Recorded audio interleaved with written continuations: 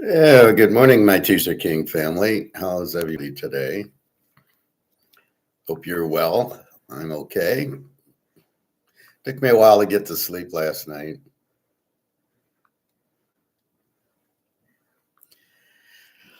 I think I had some caffeine for lunch, some coffee, but I didn't ask for decaf by mistake. And I don't normally get coffee, but I like a breakfast special. I got eggs and bacon and hash browns, and it came with a drink.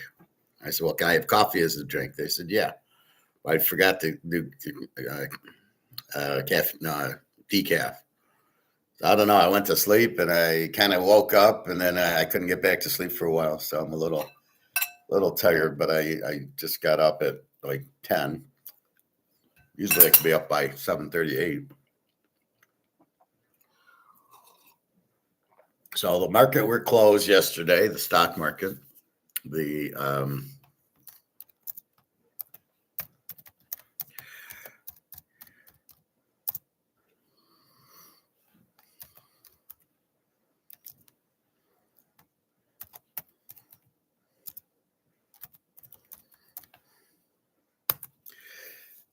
so all the markets were closed. So we really don't have any updates that I didn't already show you yesterday.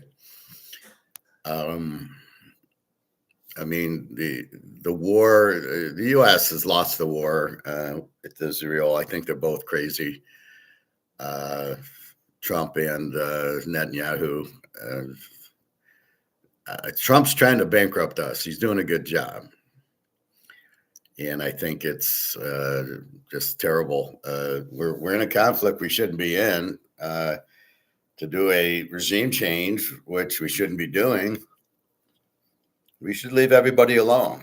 That's not our job to go to another country and kill their leader. We're making the Nazis look like Boy Scouts if we keep doing this. And so it's affecting the oil price, but really it shouldn't affect the U.S. oil price because we don't get any oil from the Straits of Hormuz. It's mostly Japan, Korea, and those guys. Then you have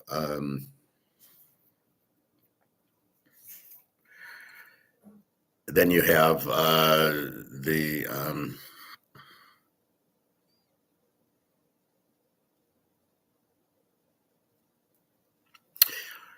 then you have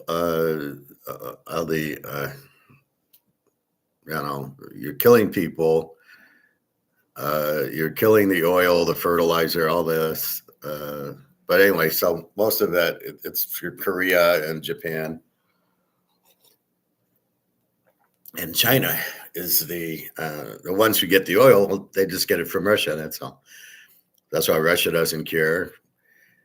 Russia's behind it. BRICS is behind Iran. So you're really fighting Russia and China, which you don't want to do, and you can't win. The same thing like you're doing in the Ukraine. You're broke. The U.S. is broke, and they're trying to get. This is their plan. Well, we'll invade. We'll do a Hitler, and we'll go steal the gold and from their central banks. Only here we're going to steal the oil. Well, I guess if they have gold, they would try to steal that too. Very, very bad situation. And again, I was kind of compare it to, I was watching Arnold Schwarzenegger on Netflix. They have this Arnold, and the first part is him as a bodybuilder, and the second part is him as an actor, and the third part is he's a politician. He should have stuck with bodybuilding and acting. When these guys like Trump and like Arnold get into politics, they don't know what the fuck they're doing. They don't understand economics.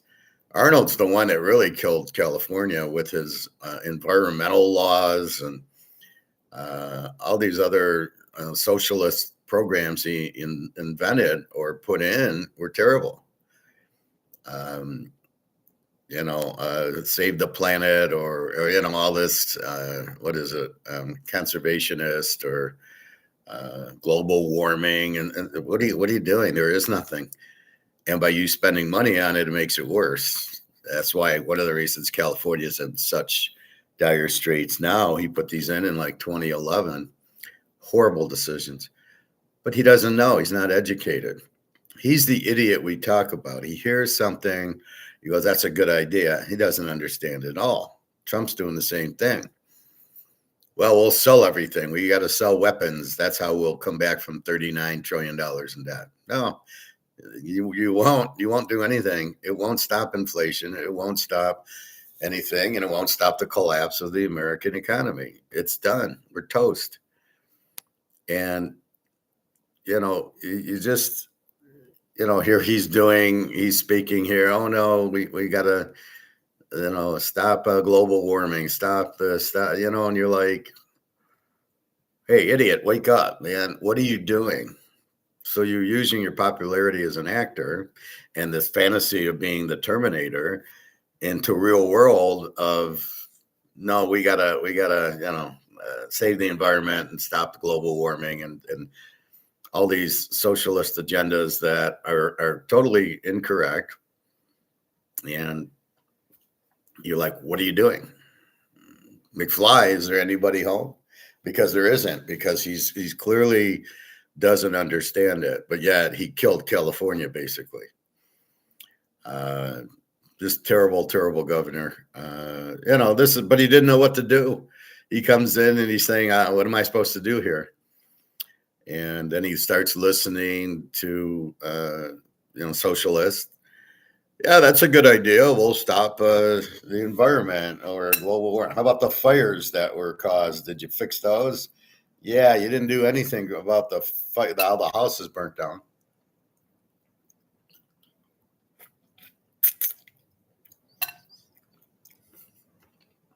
So he misses the big picture.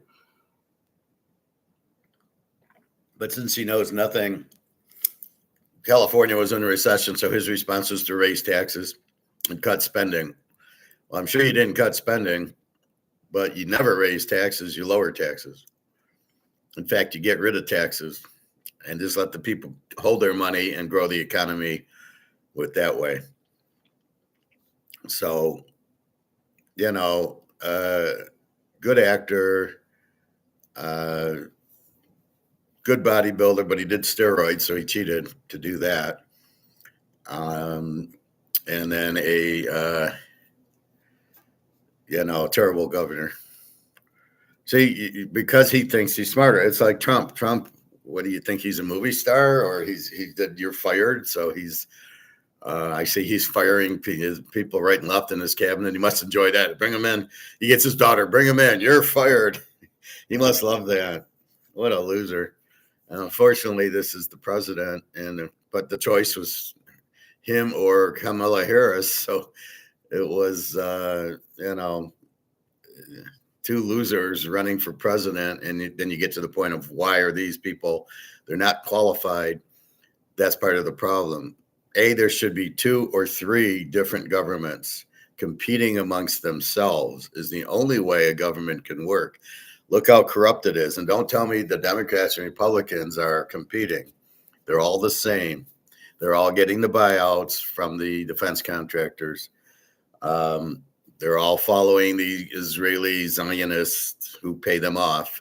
So that's doesn't work there. Why is there not a law? And I'm sure probably in the Constitution it is. It's supposed to be a limited government, not a massive corrupt government. And so this is the end. This is like Rome. When you get the corrupt government, you get Nero burning down the country. It's the end. We're done. We're toast. So what you have is a system where there's no qualifications. These guys that coach a football team, are they qualified? Half of them aren't. Half of them coach a year and get fired. He wasn't qualified. How are they hiring these guys?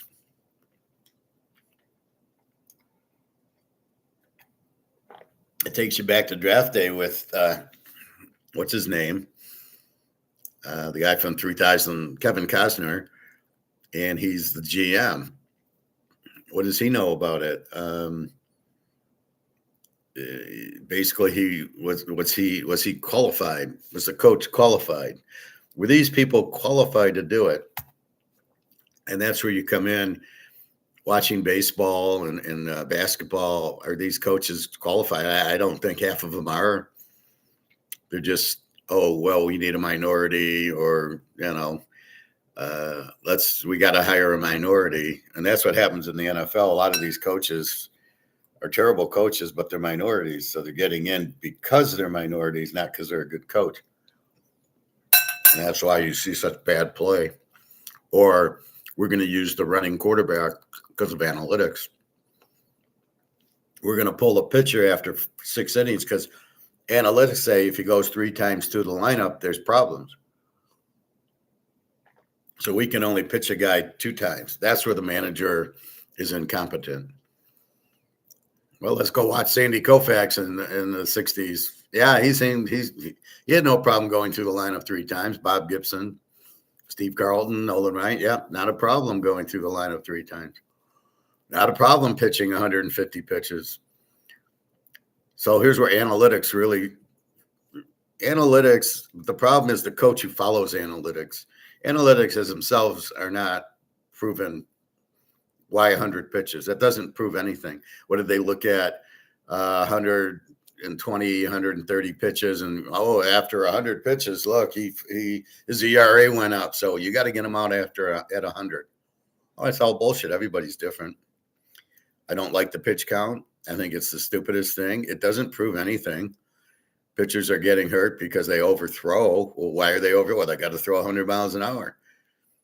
I don't want him throwing 100 miles an hour if he's going to need Tommy John surgery and he's going to break his arm. I want him to throw what he can throw and let him be creative, like Frank Tanana.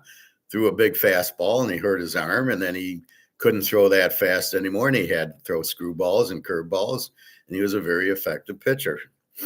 Or Jack Morris. I mean, the point of this is where you've got so many idiots in society. They don't really question, does it work? Going for 4th down, does it work? They don't question that. They just say, well, it worked. Yeah, but if you don't make it, you lose the game. And if you do make it, it doesn't benefit you. You just get the ball and say, okay, we're at the 30 now, we're at the 29. What was our reward? Nothing. No reward. Now you get the ball again. Maybe you'll actually move down and kick a field goal. You might miss the field goal or get it blocked. You might turn the ball over. Yeah, there was really no reward for going for it, especially on your own side of the field, your own 35 or 40. The coach should be fired automatically because he doesn't understand coaching.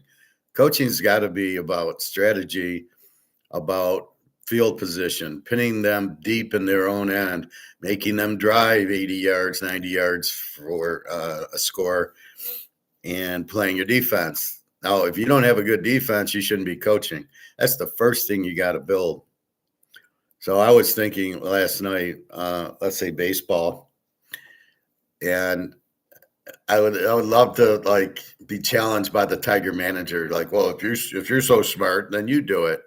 And I thought about it, and I said, I'd love to do that. I'd love to put this guy in his place. How stupid he is. Here's how I would coach the Tigers. Half the team would be sent down to the minors because none of them can hit. You got Carpenter, I think, is the only guy that maybe hits 250. Ricky Green would be batting 9th. Torkelson would be back at Arizona State. I wouldn't play Skubal because he's an asset to us healthy. He's not an asset to us unhealthy. He's a crybaby who only wants to pitch 5 innings, maybe 6. And so I got to I don't want to get this guy hurt because the guy's delusional. He's 32 years old. He wants a 10-year contract. You're going to pitch till you're 42, but you're worried about injuries and you're only going to go 5, 6 innings. You're not worth $40 million. You're not worth $4 million. I would give him an incentive-based contract. I would never do a 10-year contract. I'd tell the agent to go fuck off. I'd say, all right, the best I do is 3-year contracts, very low, and then incentives. So if you pitch 9 innings, for every 9 inning games, you get another $5 million. If your ERA is under 2, you get another $5 million. All incentive laden. If you win 20 games, you're going to be pitching 9 innings, at least 8 innings for us, because you seem to get a lot of people out. Well, I need you the whole game. I don't, it's like you're working at a business at GM, and you're like, well, okay, it's 1:00 in the afternoon. I'm going home. Well, no, we work till 5. I can only work till 1. Yeah. So you give them incentive based, and you say, I'm going to give you a 3-year contract and $5 million. And like I said, I expect you to pitch 9 innings because you get everybody out. I don't buy this 100 pitch count. I don't buy this 3 times through the lineup.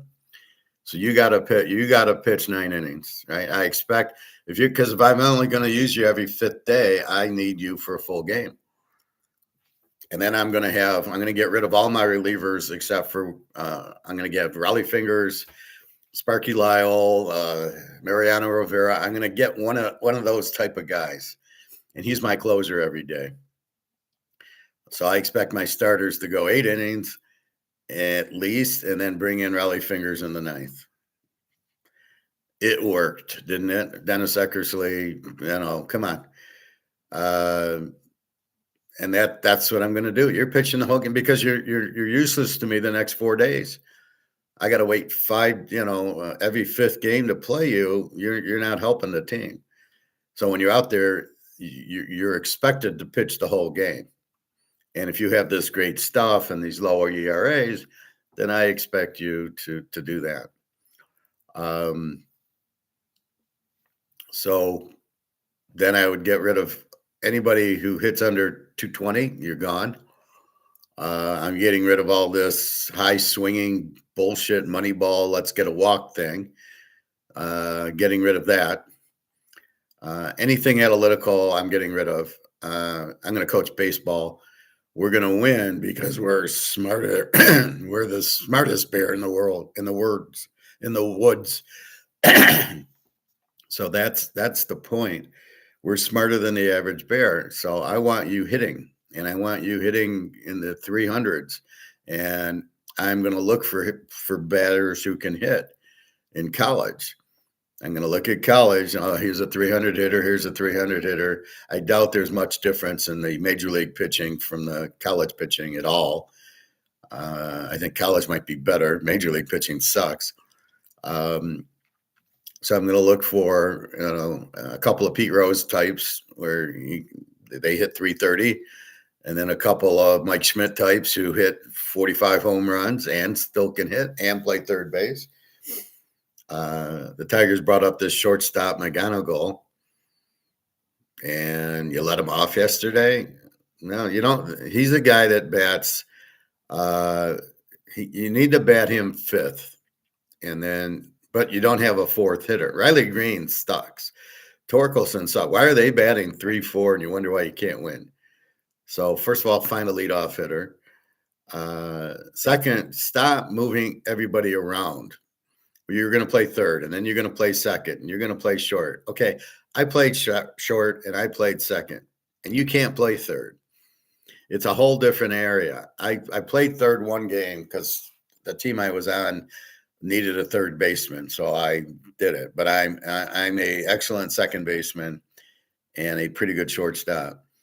But I can turn the double play in softball. I turned double plays from 2nd because my footwork was great, and I could get rid of the ball quickly. So you can't play him at 3rd. It's a whole different angle. It's a whole different mindset. It's a whole different pitcher. The ball comes to you off the bat far differently than it does at 2nd and short. To just assume he can play, I'll put him in center field. No, you can't. I played outfield too. No. Just keep me at 2nd. You play the player at his position. You don't monkey around. It's jack of all trades, master of none, right? You have nothing. You have nothing there. The guy is useless. And I see the Tigers moving these players around thinking it's a good thing. It's terrible because you can't just adjust. That they have a lot of errors because you can't play 2nd and 3rd. So I would want a strong middle. So I would get a good center fielder, which they don't have. I'd get rid of Happy Baez. He's too expensive. He's not. You don't get value out of that guy. And I'd get rid of Torkelson, and I'd get rid of Riley Green. I would try to trade him if I could, if anybody's stupid enough to take him. And half the rest of these guys stink. The catcher, Dinkler, maybe he's okay. But this money ball has to stop. We are bunting. We are stealing. We're playing Billy ball. And we're certainly not going to sit there and take this shit of let's hit foul balls and try to walk. No, because then you get into the mindset. They're not aggressive at the plate. They're not trying to hit. I got second and third in a big playoff game against a really good pitcher, and my idiots are trying to get a walk. And then they strike out. I really hate this new system where they're like doing an instant replay of the pitch. And then they show it to the plate. Well, that's not accurate. Oh, no, look, it was this much outside. No, you have an umpire. That should not ever happen where you go to instant replay. It ruins the game. This from second base ruins the game. But if I'm managing, it's going to be like Vince Lombardi. He went through like 150 players or Bill Walsh until he found his type of players that were winners that could play. And that's what I would do. I would just go through and, first of all, this McGonigal let off yesterday. I thought that was opening day. He's leading off. Are you kidding? He's just, he's just I doubt he's even a major leaguer right now. Yeah, he got a few hits because they didn't know how to pitch him. But yeah, he'll be hitting 220 soon. Give him time. He's not ready, I don't think. I would have started him in the minors anyway for at least half the year. And then, okay, you hit 350, then we'll bring you up. And until you do that in the minors, you're not ready. All these prospects are a joke because they're facing minor league pitching. Then they get in against the majors and they can't hit it. And so that's the problem with baseball. You think the guy's good. John, say hello. Happy Easter. Happy Good Friday yesterday. Interesting day. So my apartment was, I got it. I'm supposed to get the lease. I'll probably get it Monday. But I met with the agent. We looked through two apartments, a second floor and a first floor. It's just a two-story apartment complex.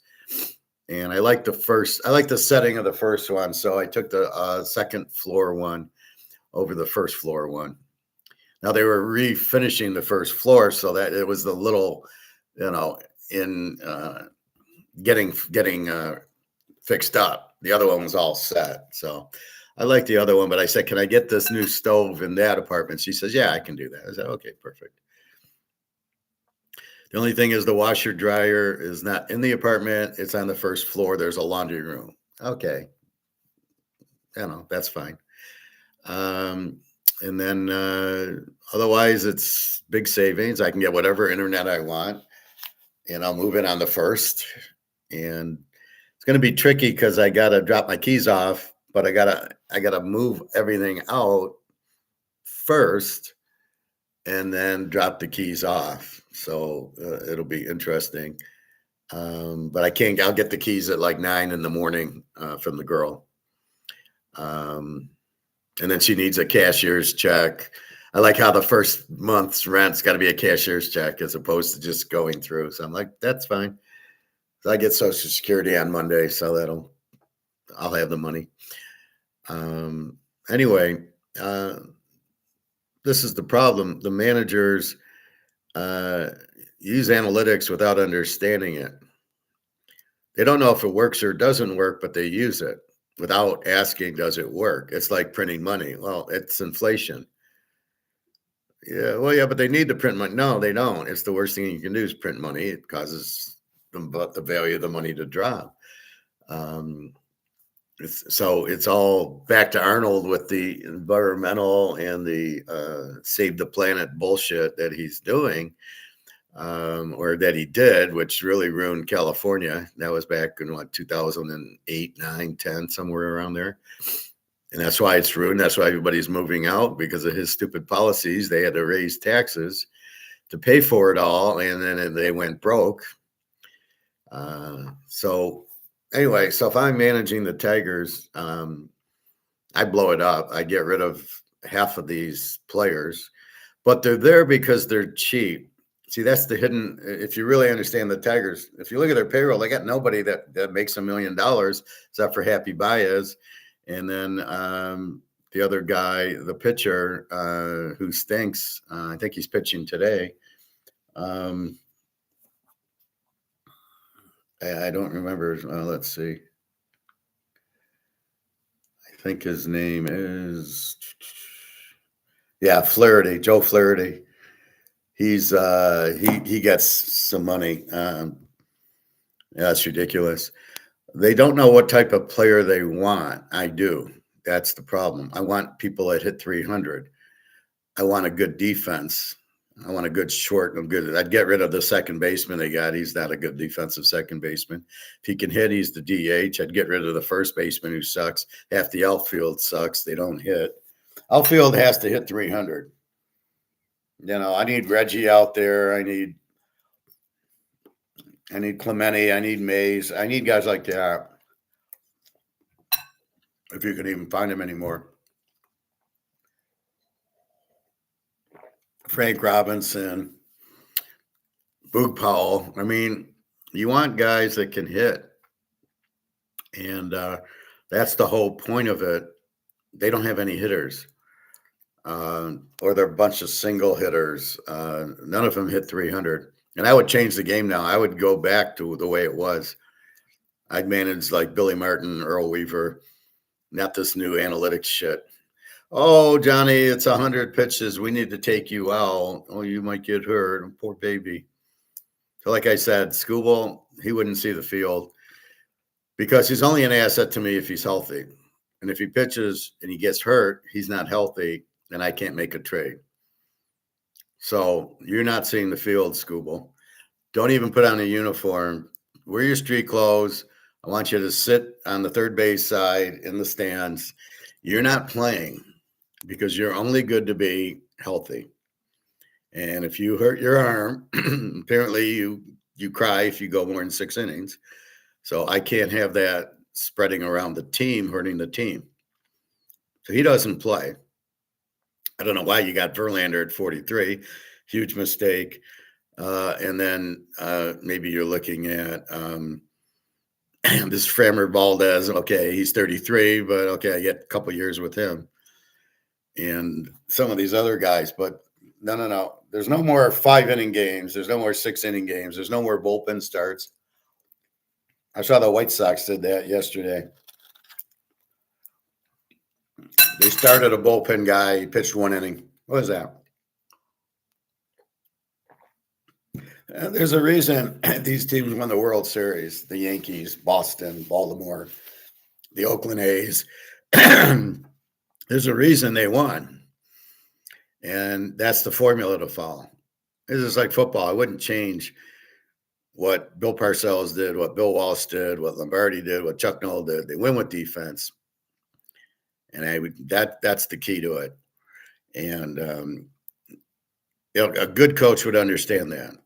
Most of these guys are idiots and don't have a clue. But yes, if I were to coach the Tigers and I was hired tomorrow, you'd see a different team on the field. All these guys gone. The batting order would drastically change.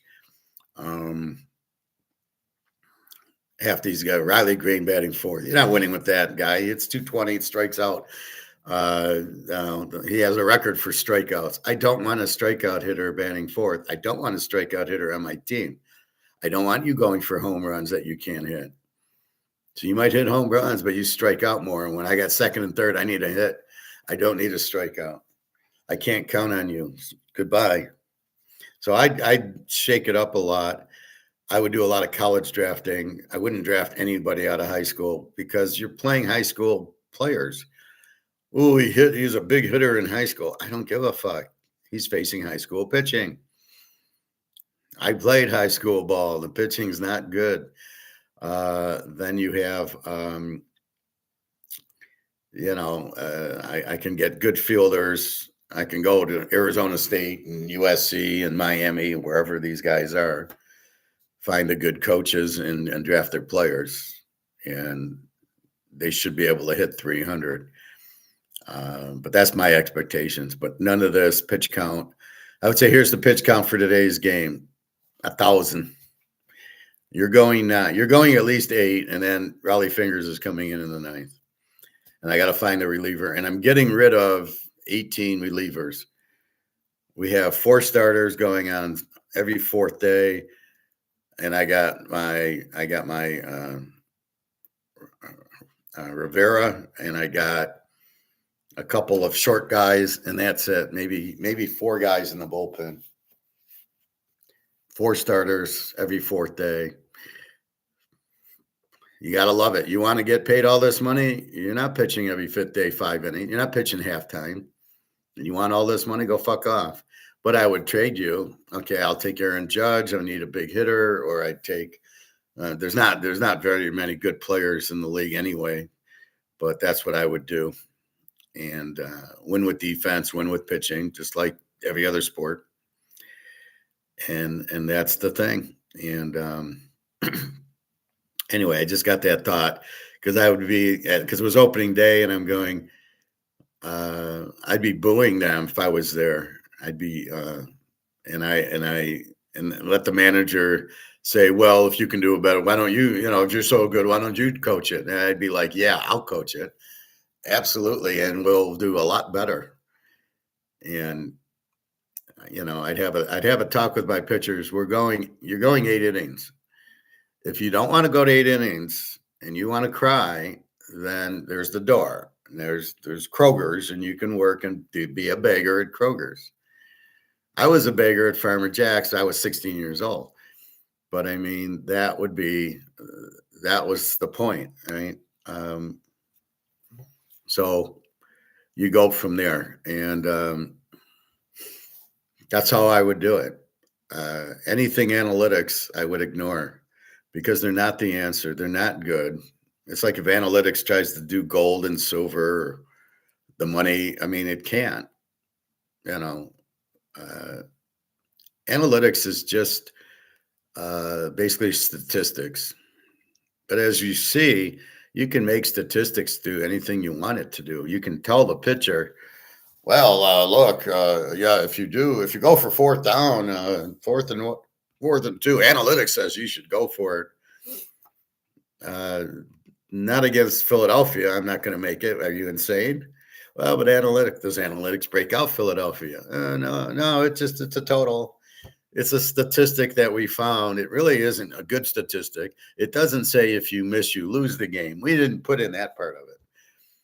So it's like game theory, it's like, game theory doesn't work, but the people will say, oh, this is what game theory says. I think that's what happened to poker is game theory, where you're looking at your cards turns into, if you can read the guy's weak, make a big bet. I mean, that's all that changed in poker is if you're weak, make a big bet. Or he's bluffing. I was watching Stu Younger yesterday win his 2nd and 3rd World Series of Poker championships. Oh, I got to say. So he wins in 1980 and 81, or 81 and 82. And the field was 75 players. Doyle Brunson won his with a field of like 35 or 40. And then when he won his 2nd one in 1991, or 3rd one, Stu Younger, it was the field of, I think, 300 or something like that. So now it's 8,000, so you can't even compare it. Again, that's the moneymaker. They let moneymaker win, so everybody and their brother thinks they can be professional poker players and go to the World Series of Poker and pay, oh yeah, by the way, $10,000 entry fee, which is what it was back then, $10,000 to enter. And you get all these suckers in there. And then probably what happens is the pros get them into cash games and they kill them. And then they show, it's like anything else. They show the guy who won the lottery, not the 20 million people who lost, or the lady who hits the slot machine for $1 million, not the other 20 million people who go to the slot machine and lose. So in game theory poker, if the guy looks weak, you make a big bet. I assume. I don't know. Um, I know they do it with war, and it doesn't work. Again, you have to ask: is this a smart thing? You have to break it down and analyze it. Analytics doesn't work. It causes far more damage than good. That's your first thing. The This game theory at war doesn't work. Uh, so the way poker changed is when I'm watching Stu Younger in the 80s and the 90s, it's pretty much, oh yeah, he's got pocket aces, he's got ace king, he's got ace queen, he's got a pair of nines. He flopped a set, and then he makes his bets. Very, very rarely bluffing.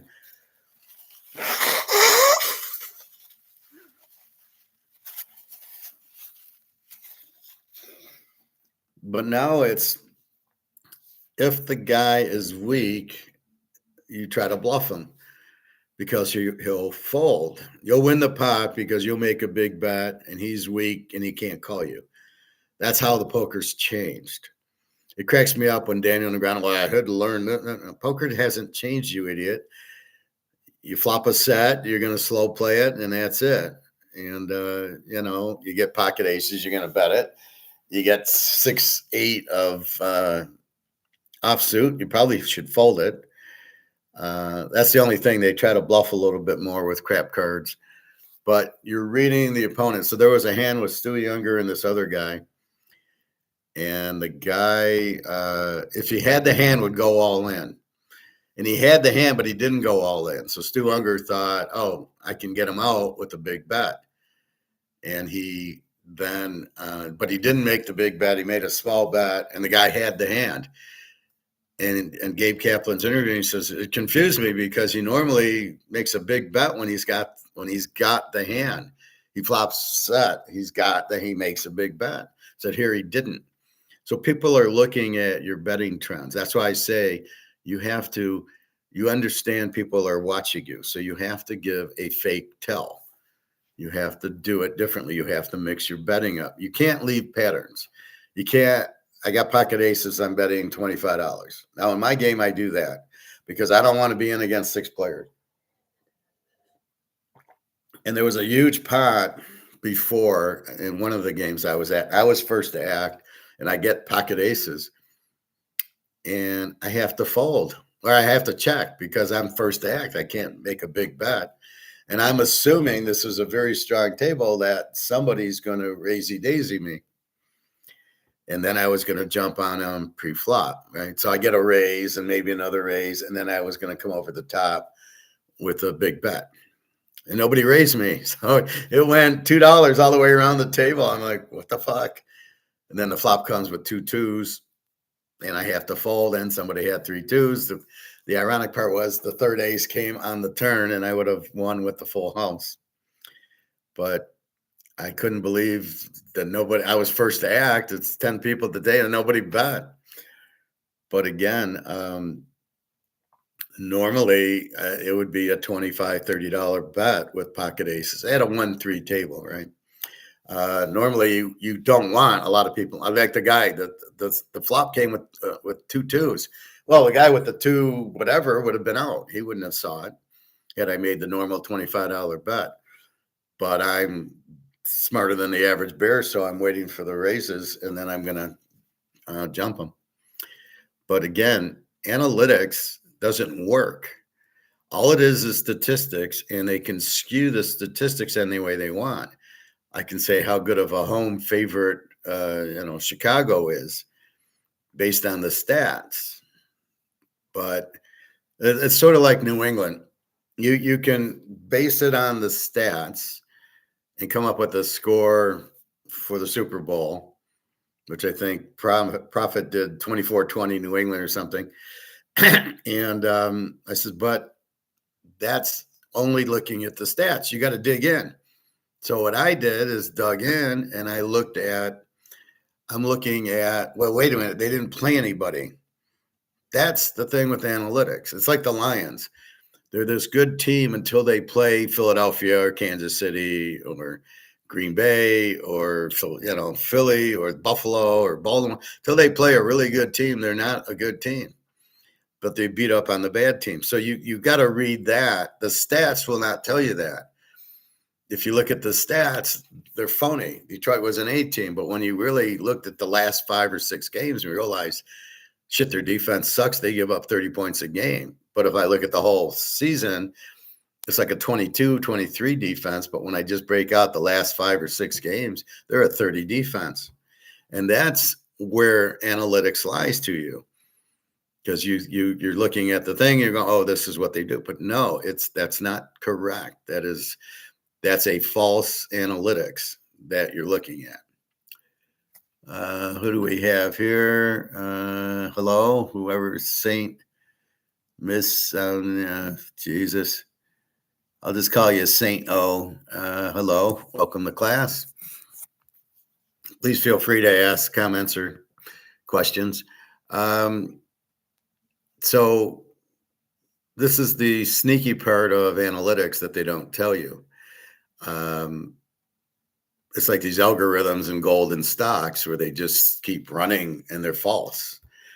But analytics, it's just like this 100 pitch count. It's like going through the lineup 3 times. Well, I can find many examples where the pitcher went through the lineup 3 times.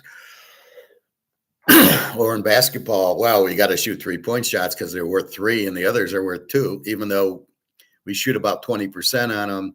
And, oh, yeah, dunks are like 100% or 99%. So you have to realize that they're phony, that they can skew the stats to look the way they want. But since some guy comes out with analytics and everybody just without thinking says, oh, I'm going to do that. Oh, analytics say go for 4th and 2 at my own 10-yard line. Yeah, okay, well, I'm going to do it because I'm an idiot. And that's what you have a lot in baseball and basketball, football. You got idiot coaches who have no idea. Now, notice Sean Payton in the New England game punted a lot. And then I was going to say Seattle in the Super Bowl, they kicked a lot of field goals. They didn't go on 4th down. That's the good coach. He realizes that that's not the game. The game is to get points. If I get more points than you, I win. So analytics are very deadly. If you don't know what they are, to just assume they work, and then you get fired. Oh, well, I went for 2. We were down 14. We scored a touchdown. So I went for 2 because analytics said it. Oh, yeah, we didn't get it. And then if we scored, then we were so flat because we didn't get it. We didn't kick the extra point. We were flat. We didn't tie the game up. But even if we had, we were down 8. If we scored again, we'd have to get a 2-point conversion then. Well, it's a lot easier kicking 2 extra points than going for 2. So again, very terrible coaching, mismanagement, not understanding anything. Same thing in basketball. That's why it's killing the sport. Is everybody wants to shoot 3-pointers, or you see it in college and you can't even watch the games. They're so boring. Even with money on them. Football's a little different. Football, the problem is all these breaks for these reviews. You got to get rid of the reviews. It doesn't do any good. Let the fucking refs call it and get away from these women refs. Women, in the NFL, you cannot have women refs because you have to have people that have played or have been trained. And this one guy who does the comment, who's the ref, Gene Scarator, he was terrible. I'm watching older games where he's the ref. He blew so many calls, and this is the idiot talking. But you've got to get rid of all the slow ups causing the game. And now this thing in baseball is just going to slow the game even more. I'm going to challenge. Let's go waste 15 minutes on him challenging the strike zone. Oh, it was off by this much. Yeah, well, that's a strike then. The ump calls it a strike at 100 miles an hour. It's a strike. What are we doing using whatever this bullshit system is to call balls and strikes, or they can challenge it? It's just more, you're wasting time. I thought you're trying to get the game going faster because it's so fucking boring. Nobody wants to watch it. All the kids are playing video games. They're not into sports. This is the big problem, right? So it's like I went into a restaurant and I was like the youngest guy. I mean, there's a bunch of 90-year-olds and me at like like a Coney Island. I mean, where's all the kids? The kids don't go out to the restaurants. It's amazing. You see all the older people who've been going to the restaurants their whole lives going to the restaurant. Boneyard's a little exception. The barbecue, you will see younger, families in their 30s and 40s. Because you really can't get the barbecue ribs anywhere else or the barbecue chicken. In fact, I think I'm going there for dinner tonight. I don't know what I'm going to do for the games. I think I'll have to watch the games. I guess go to a restaurant or just, I really want to watch the Michigan-Arizona game. But I don't know. I'll have to see where I can watch it at. The barbecue doesn't have, the TVs won't work for that. It's funny, they have TV, but like without cable. They're cutting their cost.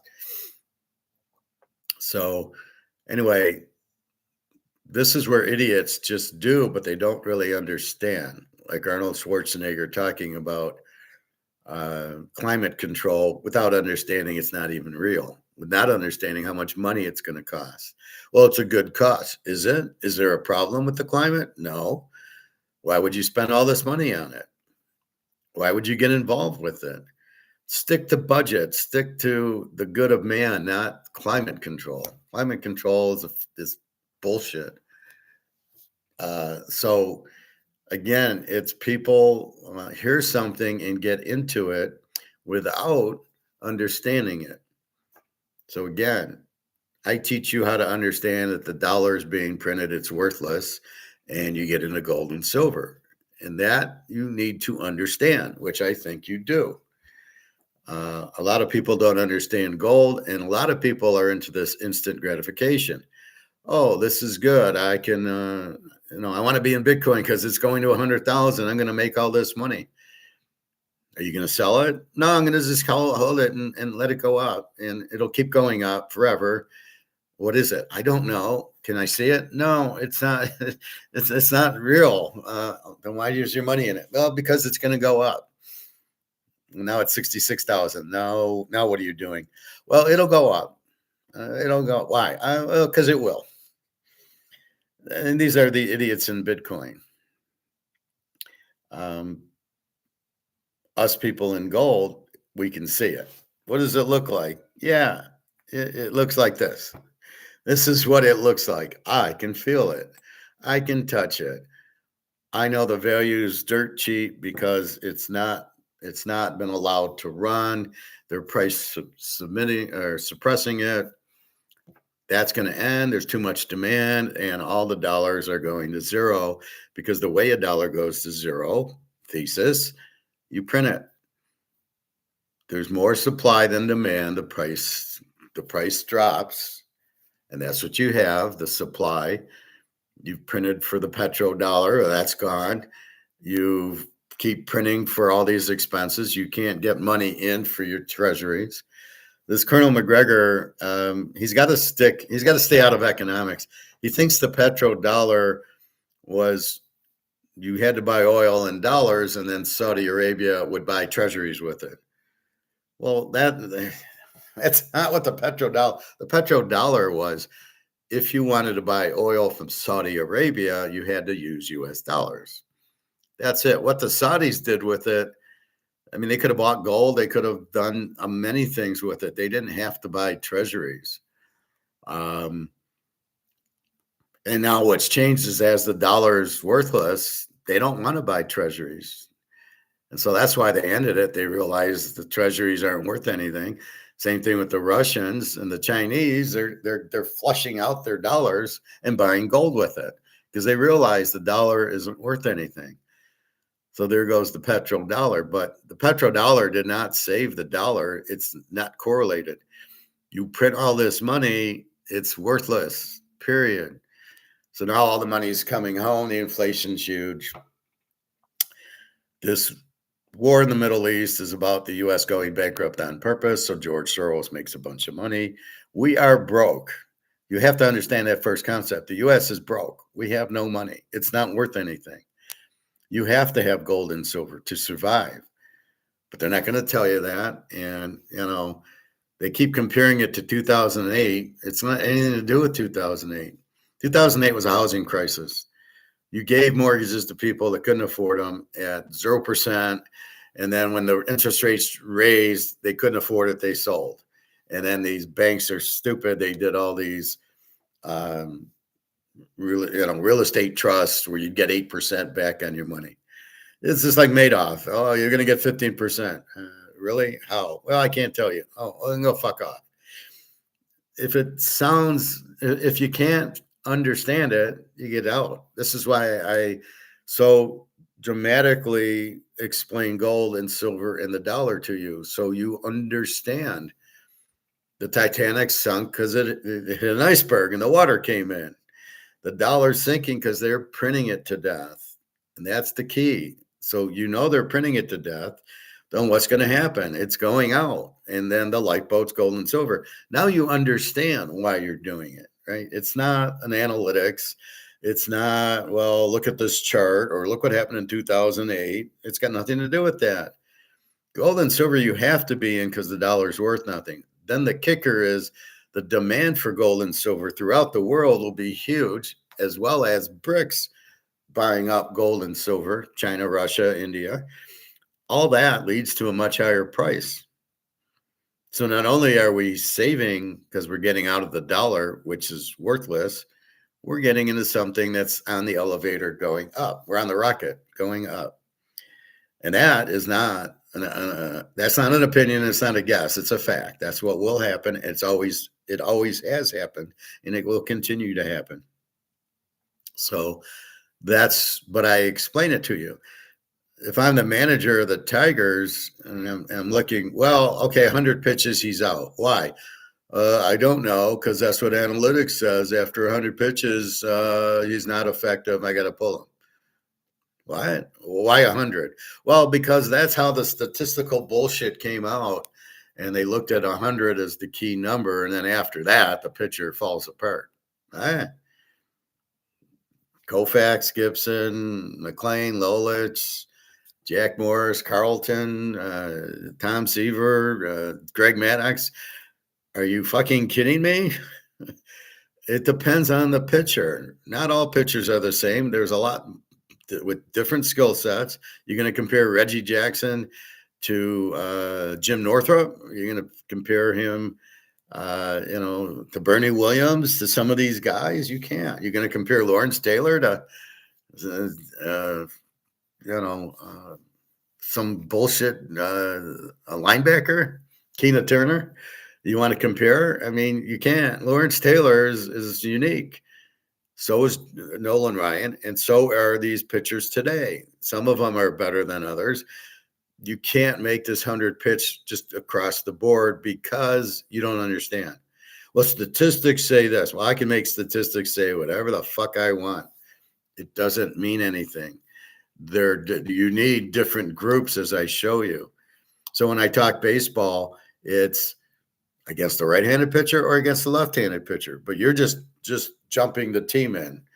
We're like in football with New England. Well, they beat the Jets in Miami 4 times, and then they had Tennessee, and it's like they beat the Giants, and you're like, yeah, but those teams sucked, and you have to understand that they're not the same as Seattle's schedule, beating the Rams twice, the Niners twice, and all the teams they beat. They beat really good teams, and New England didn't play any really. They beat Buffalo as their big win, and so you have to realize that it's not level. They're on different levels, right? Seattle's here, and New England's down here, and so when they play, you can't do analytics for it, because it's just going to take base averages, and it's not right. Anyway, so we buy gold and silver because the dollar's collapsed and worthless. Petrodollar's gone. It's been gone for at least a year or two. And China's been paying them at least 2 years in yuan. And I don't know what India does, but how many people even bought oil from Saudi Arabia? It's turning out it's China, it's Japan, it's Korea. That was it. So, with Japan paid in dollars, China paid in dollars, and then they started buying our treasuries, and that's why they dumped the treasury. They're all dumping the treasury, which isn't said by McGregor. And then he listens to Alligator McLeod, and so or these other idiot, Ray Dalio. Ray Dalio's an idiot. How about Luke Roman? Luke Roman's an idiot. That other guy, Kawasaki, Rich Dad Poor Dad, is a Ponzi schemer. I think he went to jail for scamming everybody. Yeah, let's listen to that guy. So you're lucky because you got me. I'm at the top of the heap because I'm the only one who really understands inflation, not prices going up. It's just amazing. And it's not debasement, it's inflation. It blows my mind. These guys are so stupid. Anyway, so I hope you got the message there. But if I were to coach, I'd want as many 300 hitters on my team. I would not look at OPS, which is what on base percentage and like slugging percentage, and you add them up. Oh, he's got an OPS of 700. Well, that's not his batting average. Is that good? You don't even know what good is. Well, he's got 900. Well, he walks a lot. Well, Shotani's got 1,000. Well, he walks a lot, and then he hits a lot of home runs. What's his batting average? 240. But I could find a lot better players than Shotani, and guys that actually speak English, and guys that don't actually bet on baseball. All right. Wonderful day yesterday. Let's go through baseball. I went 1, 2, 3, 3-1, 3-2, 4-2, 5-2 on my bets. What a happy day. We started off with the Dodgers over 9.5, 2 units. They won in the fourth inning. They were over 10. They win 13-6. Detroit 4, St. Louis nothing. I had Detroit minus 173, 2 units. The Yankees over 7.5. They win 8-2, 10. So I'm like looking and going, wow, 3 for 3. What a happy day. Then I have Toronto laying 200 with Dylan Cease, and the White Sox beat them 5-4 in 10 innings, I believe. Cease had a terrible day, so I got to be careful with Cease. That's the problem, betting too early, too fast. I lose with that one. And then Boston over 8. They win 5-2. They get 7. I thought San Diego had some Boston players on it, like Mookie Betts and some of those guys, that they would get a lot of runs against Boston. I didn't see the pitching very strong. It was over 8, so I lost that 5-2. They got 7. I had Texas over 8. They played at 8, 5-3. Cincinnati won, but I didn't bet it. The next bet was Philadelphia over Colorado over 10. They win 10-1. So Philadelphia was good. Another over there. Seattle minus 150 with Ric Flair going, and they won 3-1 in 10 innings, but I'll take it. Ric Flair had a good outing. Brian Wu. So there you go. The Dodgers over Detroit.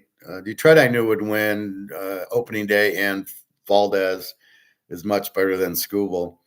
Yankees over. We lose Dylan Cease. We lose Boston over.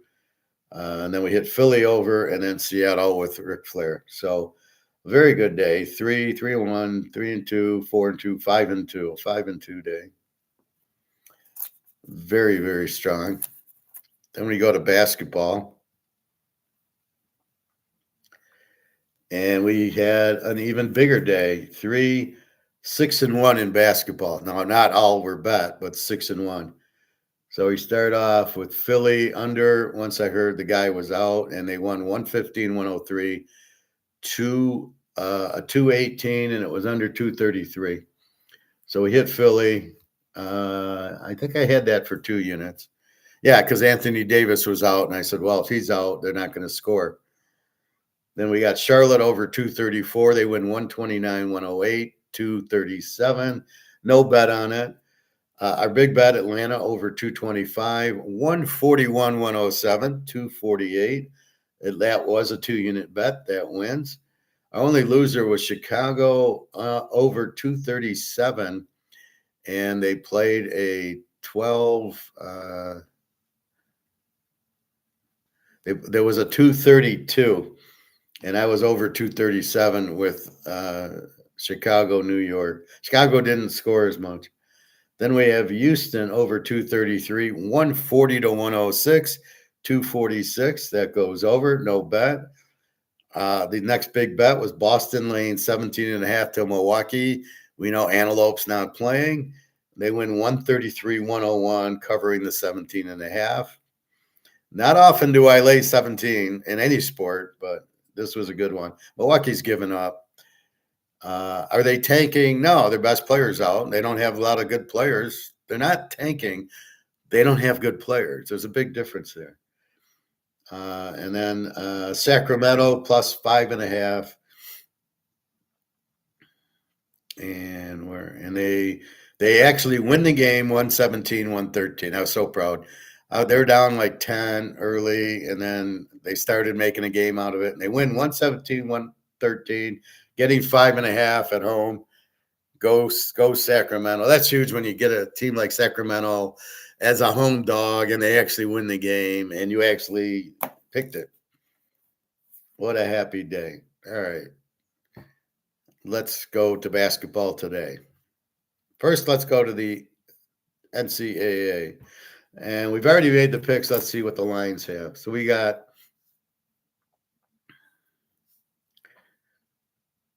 we've got Illinois and UConn. Illinois 1.5, 139.5. The total hasn't changed. We got this in at 2.5 right away, and now it's 1.5. And Michigan, Arizona, Michigan minus 1.5, 157.5. That number hasn't moved. So I really love Arizona with the top 5 offense and defense. And then Connecticut. They just beat Michigan State and Duke. I don't see, people saying how good Illinois is. That they didn't win the Big Ten. I don't know where they came in the Big Ten. They didn't win the tournament. Purdue did. So I'm not buying, Illinois is this great team. Yeah, they beat fucking Iowa. Give me a break. Connecticut beats Duke. They beat Iowa, and you're saying Illinois is the better team. I'll take Connecticut. Thank you. They know how to win. They have the better coach. They have the better talent. Michigan, Arizona, I don't know enough about. I couldn't name a player on either team. But a team that's top 5 offense and defense, I'll bet on. So it's Connecticut and 2.5, Arizona plus 1.5. As far as totals in the game, I would think Illinois, Connecticut would be an under. But you don't know, 140. I mean, they'll be in the 70s, so it's a weird game. Michigan, Arizona, I would think would be an over, 157. I think both teams can score. But I like the points. So take the dogs. And these are 3-unit plays, not 2-unit plays. So I really love the dogs. But this starts 6:09, and the Michigan game's on at 9 o'clock. Well, where am I going to watch the Michigan game at 9 o'clock? I'm not going to a fucking bar at 9 o'clock to watch this game. When Twin Peaks or something. I don't know. I mean, I can't go to the barbecue place. They won't be open then. So maybe if I do, it is Michigan, so that's going to make it a little bit harder. I don't know how crowded these bars will be, but we will see.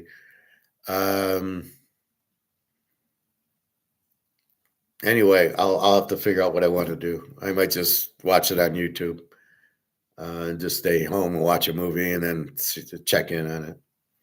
All right. Let's go back to NBA. So, very good. We see who played yesterday, and now let's check. Luca Brasi will miss the rest of the season. He apparently got choked at the bar by Barzini and Tatalia, and he's going to sit out till the end of the to the playoff start. So poor Luca, not too smart at the bar. I always was surprised by that, seeing that he would do that, and then he would Luca would be so stupid to let them choke him and knife him. I was very surprised by that. But I don't think Corleone really liked the guy, and I think he did it on purpose to get rid of him because he was a real animal, apparently. All right, let's go. Today's April 4th. We're at 4-4 already. God, it was just my birthday, and now it's 4-4. All right. San Antonio goes to Denver. Oh, very good game here. Uh, we got San Antonio 1.5, 242. Now this game's on Amazon. Why isn't this game on ABC or whatever does it? There's only 3 games today. What the fuck? Oh, because of college. There's a 3, 3, and a 7, and none of them are on TV. It's a joke. So here's a good game: San Antonio, Denver, and they don't have it on TV. Oh, wait, I'm gonna go buy Amazon and I can watch this game. Are you out of your fucking minds? If I really care, I'll watch it on YouTube, but I won't. I don't. The pros are way too boring to watch. So I thought they rested their star the other day, but is he back?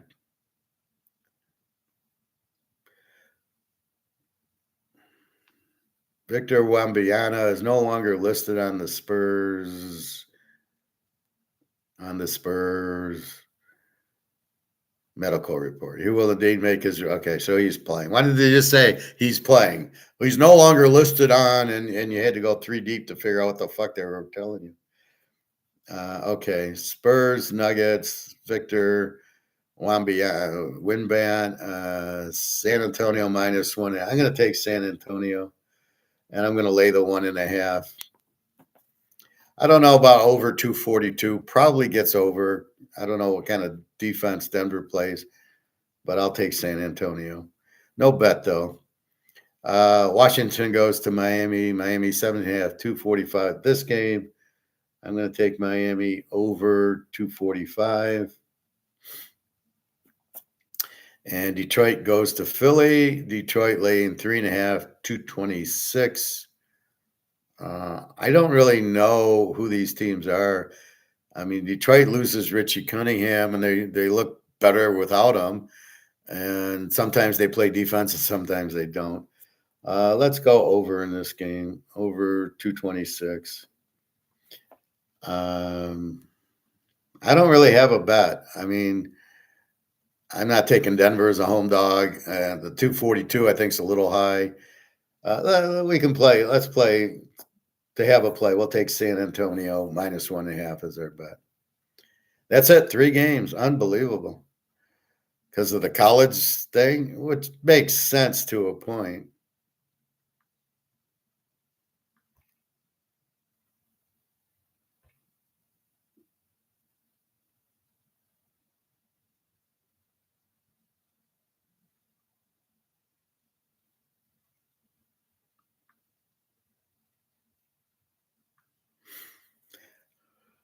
All right, let's go to baseball today. Baseball should be a full lineup. All right, we got St. Louis at Detroit, 110. So that's 40 minutes away. Let's go here.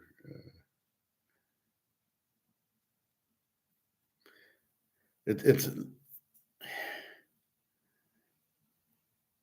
the hard part about this is sometimes I get confused, like which is the basketball section, which is the baseball section, because they both have like Atlanta, Chicago, Detroit. So you got wait, what sport am I looking at? I do put them together, so all the basketball and baseball. But sometimes it takes a minute to go. Who did I get here? All right, D May with the 13.50 ERA against Joe Flaherty from SCTV with the 4.50. Total of 7.5. Detroit can't hit. I think they have one guy hitting over 200. That's that rookie because he had a 4-hit game the first day, and since that he's done nothing. But that Detroit won 4-0 yesterday. Joe Flaherty stinks. 4.50 ERA, and this D May, I don't know who this guy is.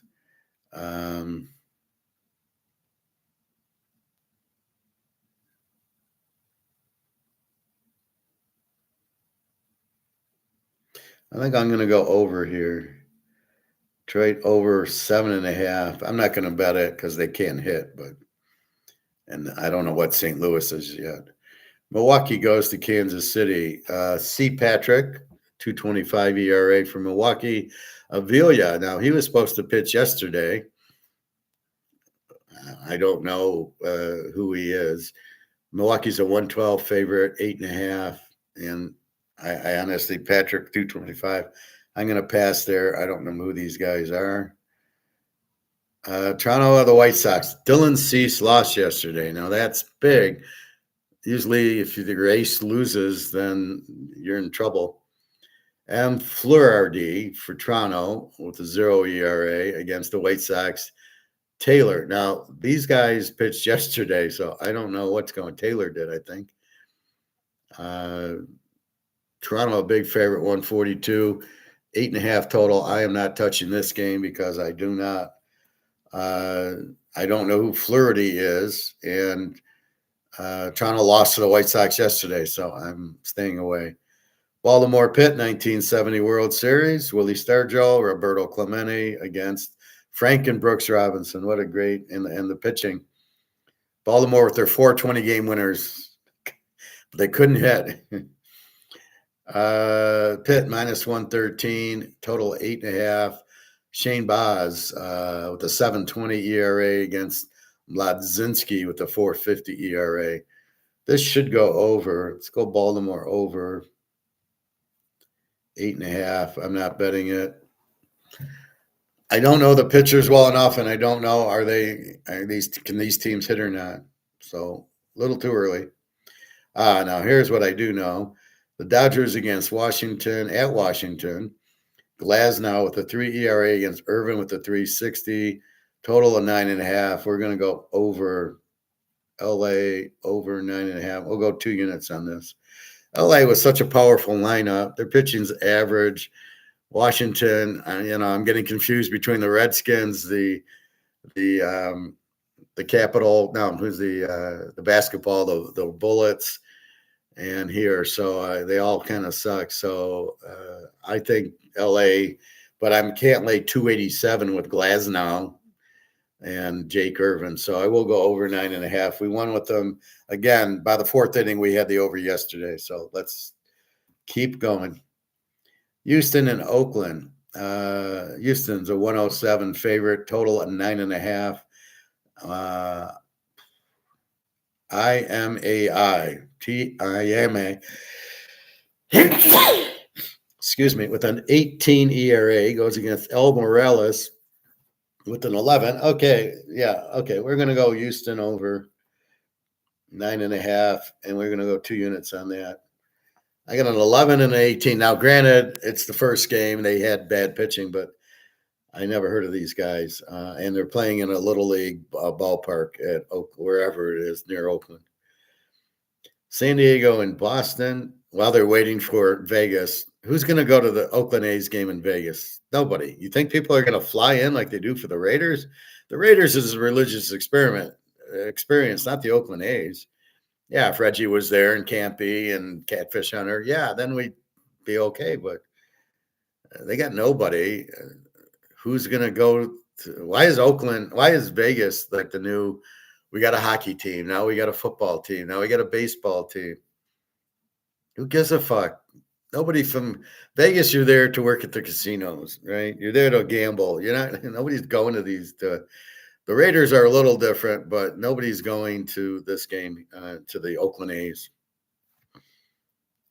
Nobody's traveling. Oh, let's go see Oakland A's in Las Vegas. And then they have the nerve to call them Las Vegas A's instead of Oakland A's. It's always the Oakland Raiders. Don't ever, even when they moved to LA, they were the Oakland Raiders.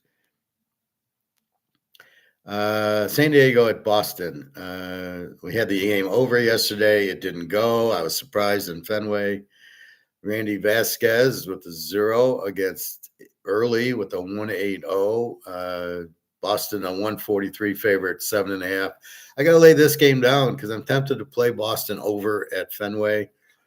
I don't know how accurate these ERAs are. A 0 and a 180. I doubt very accurate, but don't know the pitchers. Miami goes to the Yankees. Miami 176. The Yankees favored 193. Total of 7.5. Mike Meyer with a 540 against our Weathers 225. Okay, we're going over here. New York Yanks over 7.5. And I'm going to make this 3 units.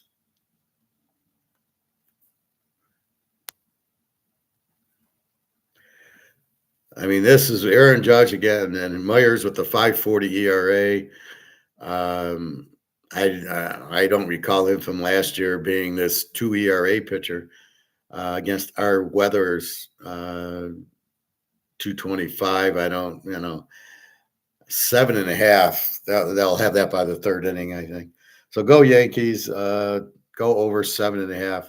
It just seems really low. I don't get it. Cincinnati and Texas. Texas 138, total 8.5. Louder for Cincinnati 360 against Rocker, who's got a 0 ERA. I'm tempted to go over with Cincinnati and Texas, but I will leave that alone. Milwaukee, Kansas City. Milwaukee 113 favorite, total of 9. Sprott with the 21 ERA from Milwaukee, and Seth Lugo, who sometimes shows up, sometimes doesn't, for Kansas City. I'm a blank here. It's too early. I'm trying to get a feel if the team can hit or not, and so therefore I want to know.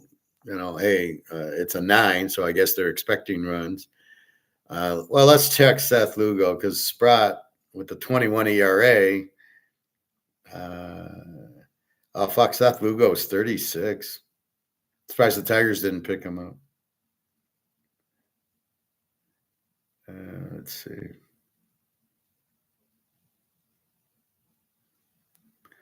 He beat Atlanta 4-1.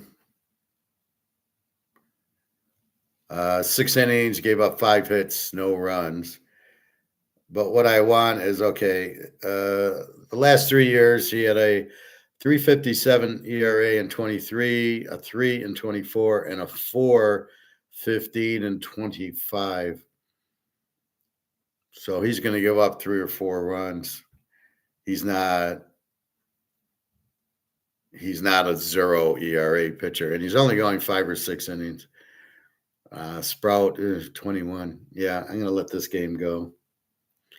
Tampa Bay, Minnesota. Minnesota 106. Total 7.5. Motts for Tampa Bay with a 7.20 ERA. Abel with the 0 ERA for Minnesota.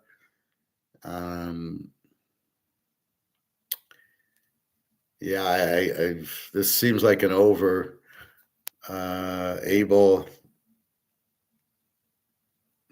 He was from Philly. 24.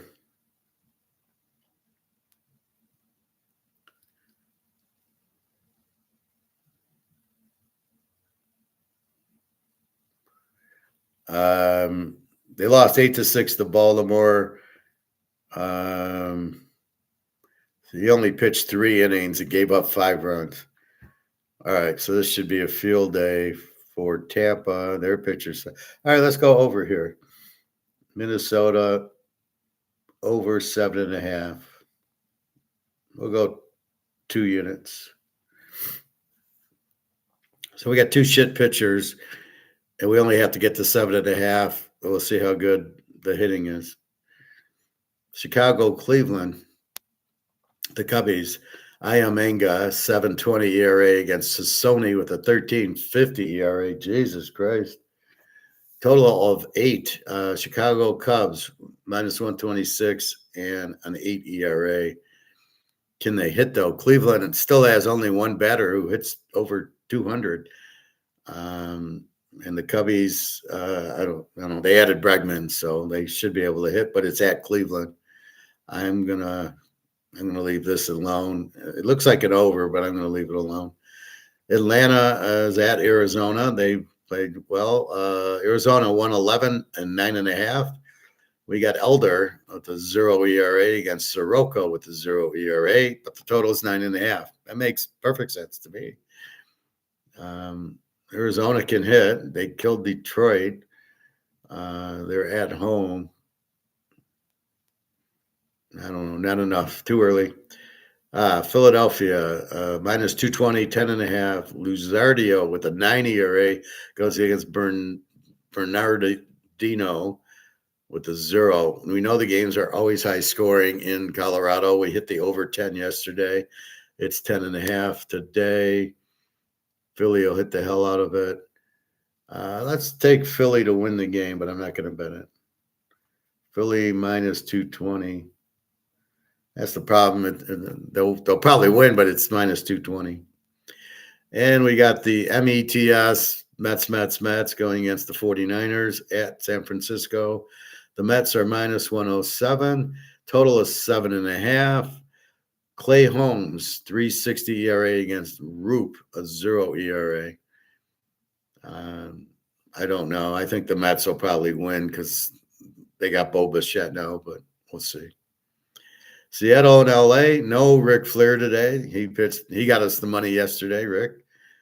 A couple of woos for Brian Woo.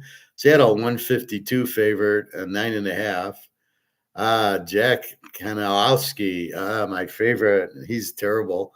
11.25 against Hancock. So we're going to take Seattle here. We're betting against Kanakasi. So minus 152, and this will be 2 units. So our bets. We are taking the Dodgers over 9.5, 2 units. Houston over 9.5, 2 units. The Yankees over 7.5, 3 units. Minnesota over 7.5, 2 units. And Seattle to win minus 152, 2 units. So I found something in there. And we'll develop the new players. Bo Bichette on the Mets.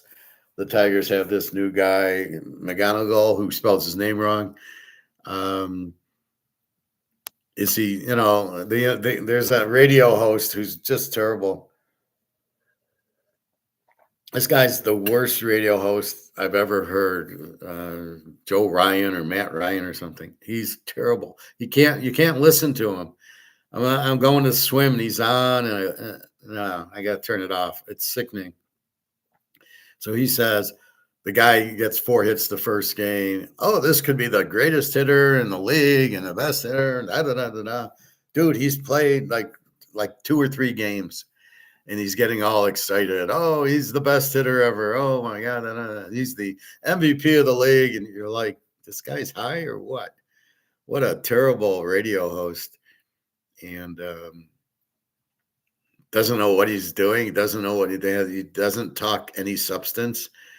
And I took my wife to this restaurant. We don't give a fuck. See, these guys think that we care about their opinion. There's this other guy that the censorship guy, Joseph Goebbels, who thinks we care about his opinion. We are not listening. We're listening to sports. We don't care about your opinion. Who the fuck are you to give your opinion that we're supposed to care about? We don't care about you. We don't care about your opinion. How you got the radio show is beyond me, but you can't talk like me. You don't understand what you're doing. He's like, well, Freddie, yeah, I agree with you. Or, and he keeps hammering the same point. Oh, well, the Red Wings, oh my God, they're not going to make the playoff. They collect. Who cares? Nobody cares. Or who's going to do better, like Michigan or the Pistons making the finals? The Pistons ain't making the finals. They're not a good team. And then he's like, Michigan, well, they're not going to beat Arizona. So, I don't know what you're talking about, but it's stuff that you don't care about. I don't care. I don't care about whatchamacallit, Jim Rickards' opinion, because it's wrong, because he doesn't know what he's talking about. So if you understand the guy doesn't know what he's talking about, why do I want to hear his opinion? All right. So that's baseball. That's basketball for today. Again, a very light schedule. So he talks to Unger. So he's looking for patterns. That's why he was so good. Well, he never, if he has a hand, he goes all in, and the guy didn't go all in, so he thought he didn't have a hand. That shows you how they're looking at you. They're looking for patterns. So the real good pros are these anal math people who can see patterns. Now I'm one of them because that's what I do is do patterns. That's how I'm so good at picking these games, is looking at the patterns. But I'm looking at team style, good offense. Oh, they got to. Where's the good defensive teams and where's the bad defensive teams? And that's how we're going to bet. And that's extremely successful. Forget the fix. Forget all this other crap. That's the key to it. So in poker, understand you're being watched. Understand they're looking for patterns from you. So you need to deceive them, which is not hard to do, because in your mind, they're looking at me. I better knock my chips over because I got a full house. I've done that before. Guys looking at me, I got a full house. I start acting nervous. And I said to myself, if I act nervous, he'll call me. So I knocked my chips over. He calls. I got a full house. I loved it. I know you're looking at me, so I'm going to put on a show that's going to make you call me, because I'm not an idiot. I'm not going to, I'm going to show you weakness, so you call, because I know you're looking. That's the game. So anyway,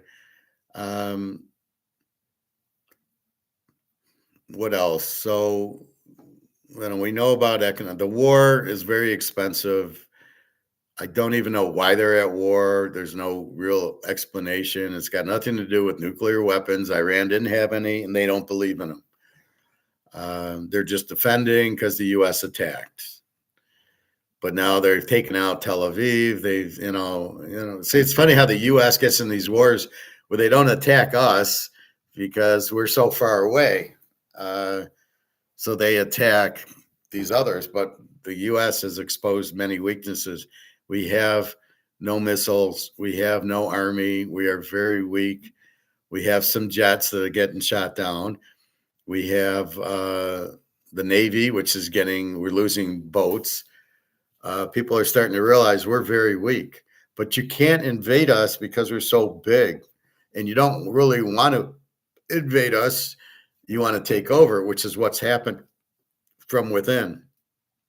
We have been taken over from within with all these socialists, and it's climate, it's this, it's that, it's bullshit education, where people don't think anymore. They just listen to the analytics and, if the analytics said it.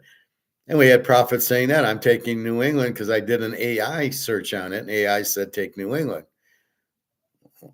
What are you, stupid? You're going to listen to AI, which is nothing but statistics skewed any way they want to, but you don't know that that's the right. You got to analyze on your own. I'm teaching you why you play gold and silver, because the dollar's worthless. Why is the dollar worth? Because they're printing it. If there's too much supply and not enough demand, as I've showed you, the value drops. When nobody wants the dollar, it goes out, and nobody wants the dollar. China, Russia, India, most of these countries do not want the dollar. Now, you had to have the dollar for the oil, but that's changed now with this whole war. Everything's changed. You can buy the oil from Russia. They don't care what you pay them in. As long as you have them, they prefer gold, I'm sure, not the dollar.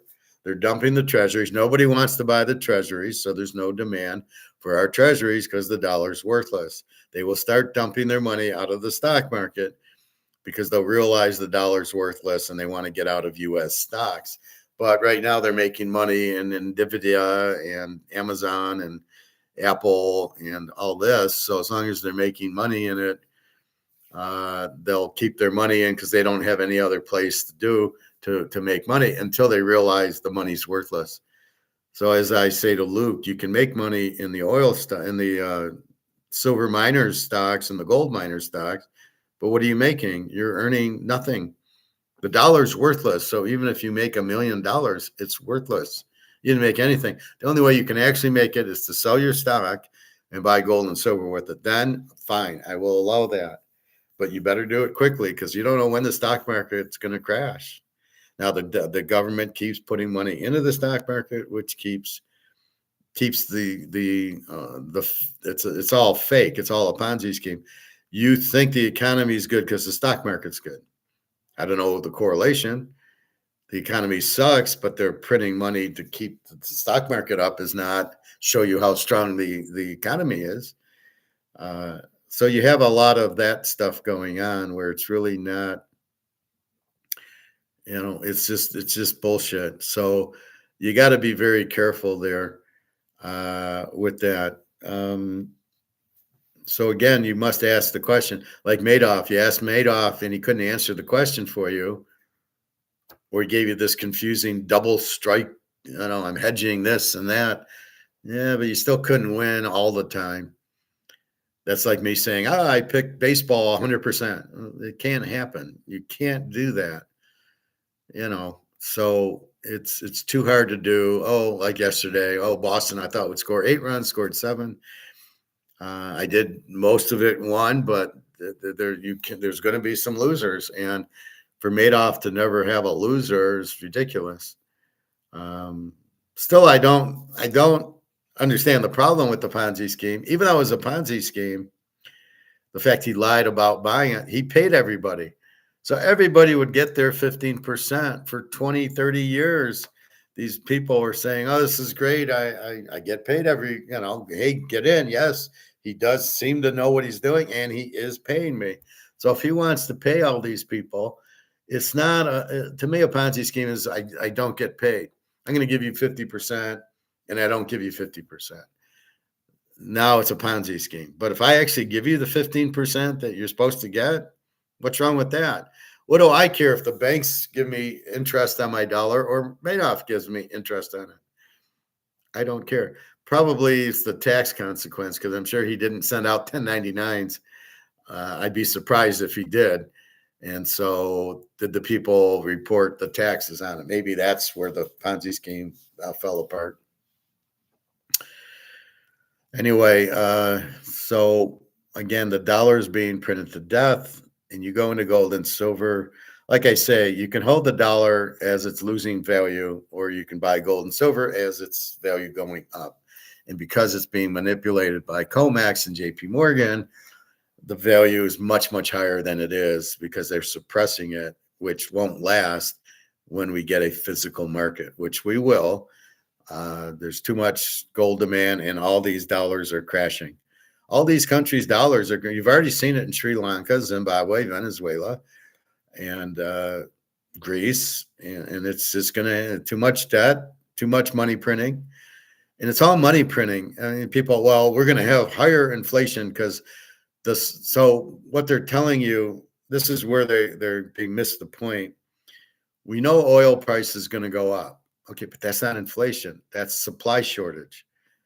Supply shortage or increased demand, like in gold and silver, is not inflation. That's the market, right? So you're going to get higher prices, but they don't get inflation. Inflation's money printing, and that can't stop. That's why it's going out. There's no way the water coming into the Titanic, you can stop the boat sinking. You cannot stop the money printing from happening, and therefore the money will go to zero. And the Fed will just keep printing money to save the economy, even though what they're printing is worthless. So people holding money thinking you got 200 grand in the bank or 50 grand in the bank, you don't have anything. It's worthless as everything. Now again, but then you have the market. So our price is going up because of inflation. Coca-Cola, yes.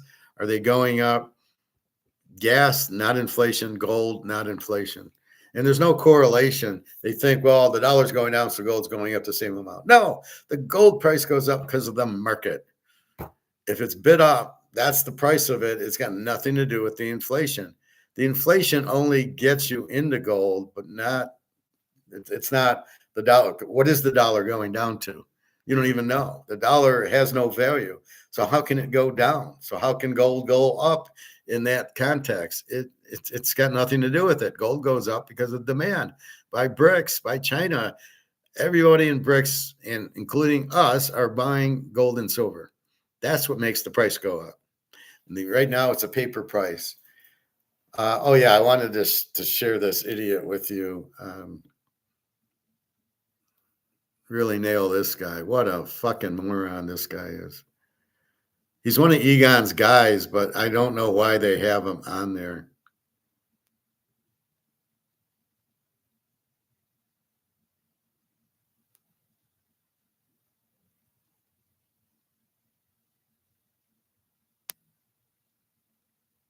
I don't normally listen to this guy.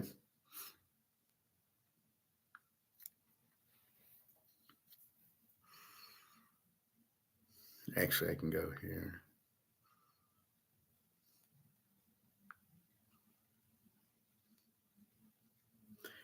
Okay, this guy is a salesman. He's not an economist.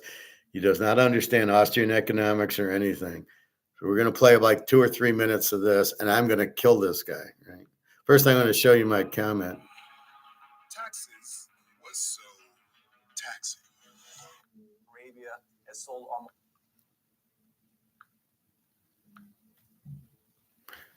Here is my comment. Why is this guy doing any videos? There is no petrodollar. Physical sales of gold don't affect the paper price. If Turkey sells gold, someone is buying it, so it's a net zero. The USD has been printed to death and has no value. Debasement is only coins, not paper. You can't debase paper, you inflate paper. Inflation is hard to measure, it's only money printing. Put Egon on. This guy is clueless and dead wrong, the professor. Egon reads this, I know, because I've heard this. Now, I'm the only one to comment.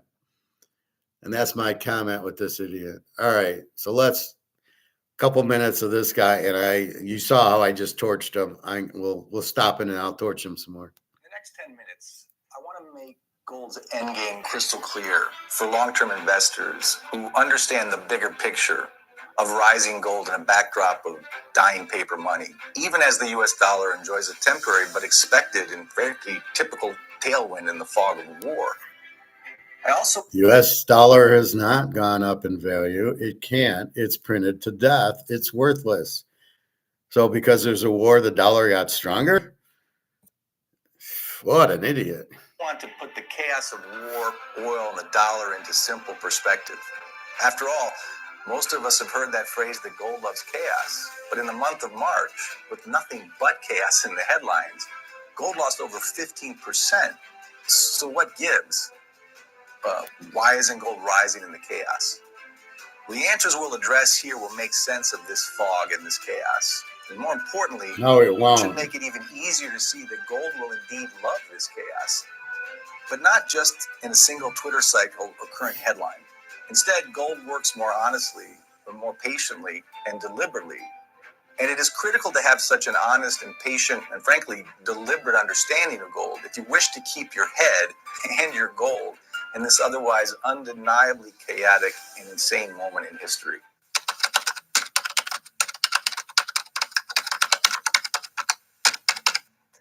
Okay, so what's happening with gold today? It's April 1st, 2026. Now, in prior videos, my colleagues and myself have addressed the traditional and not so traditional narratives, including the very important issue that war-related oil shocks have an impact on gold, but not always as you think. An oil shock creates inflation, of course, and with inflation, the markets predict or price predict higher rates and a stronger dollar, because rates make the dollar go up. And when the dollar goes up, gold can certainly go temporarily down, but not for very long. But there are other forces connected in part to this oil shock that are not so easily understood by most, as most are not getting really the broader picture, which involves a forced sale of gold by nations who don't want to sell their gold at all, but are forced to because of a war that the vast majority of the world doesn't seem to really want. But again, and as always, I'll stay out of the politics and just stick to the economics and therefore the data, which we can all agree upon objectively. And toward this end, we must address the reality that major nations and central banks, after many years of stacking gold to move away from U.S. treasuries and the weaponized, unloved U.S. dollar, are now becoming forced sellers of their gold. And the reasons for this are directly tied to the black swan and the black smoke of this latest war. Now let's start with Turkey. What it just did, in Zurich, where we work out of, it just swapped 60 tons of gold in the last 2 weeks. That's more than 10% of Turkey's gold. Other nations and central banks from Poland and elsewhere have done the same. But what Turkey just sold was larger than all the ETF gold sales since the war began. That was 43 tons. So why did Turkey have to do this? Well, the simple answer is it needed dollars to buy oil. 90% of its oil and gas is imported. It must be paid for in petrodollars. That means US dollar oil. Not anymore. But oil has gone from 70 to 90 to 100 to 115 and beyond in a matter of weeks. And each $10 oil hike in price cost nations like Turkey an extra $5 billion. So they need the money, and they don't have any good options. What other options do they have? I mean, Turkey could kill its lira, print more lira to buy more dollars, but they've already suffered enough inflation based on the inflationary export in US dollars since the 70s. But they could also empty their US dollar reserves or their piggy bank, but that's very dangerous as well. So what do they do in the near term? As always, they sell the good in a bad situation. They sell the most valuable and liquid asset they can to get dollars to buy oil, because oil, regardless of your green energy ideology or thoughts or debates, we still live very far from a carbon neutral world, and energy and oil still drive everything.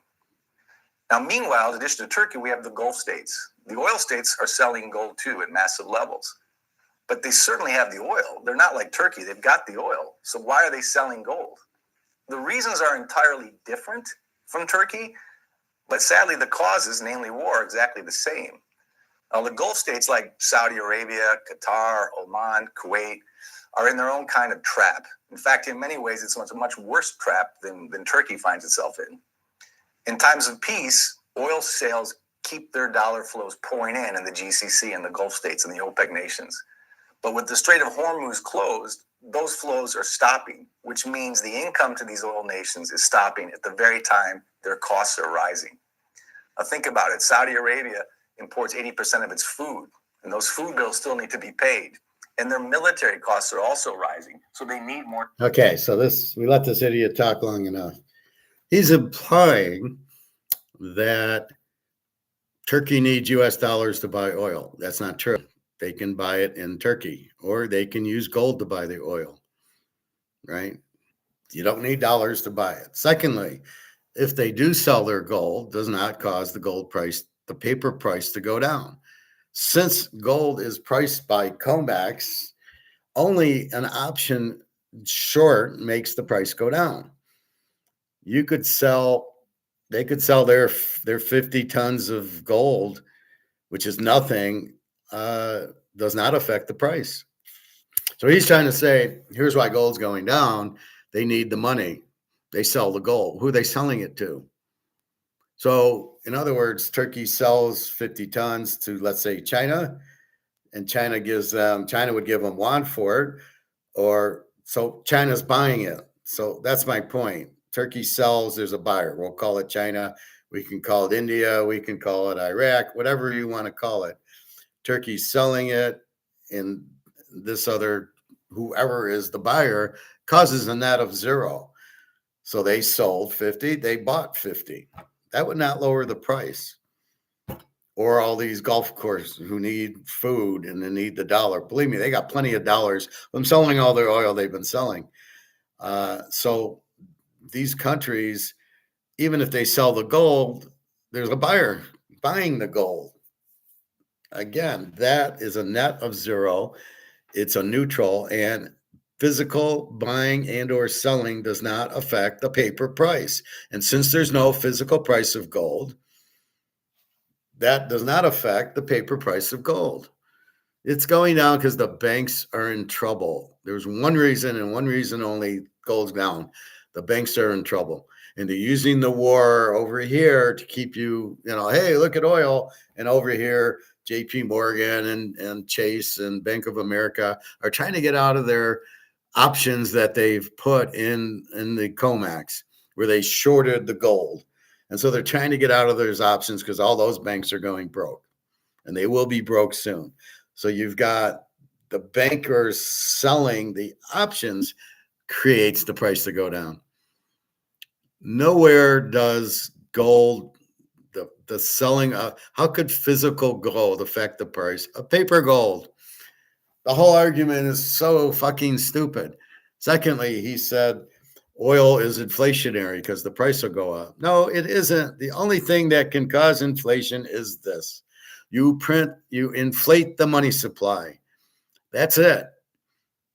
If there's a shortage of oil and the price goes up, that is not inflation. That is the market. That is a shortage in the market. It's the same with my dark chocolate. There's a shortage of cocoa. That is not inflation. That cocoa is now $6 a bar. That is a shortage of supply. And that is that. And the same thing with gold and silver. Silver going from $20 an ounce to $75 an ounce. It's not inflation. That is a strong demand for silver. The same thing with gold. And the fact it's done by paper and not physical, we know it's 10 times more in the physical world, the price, than the paper price.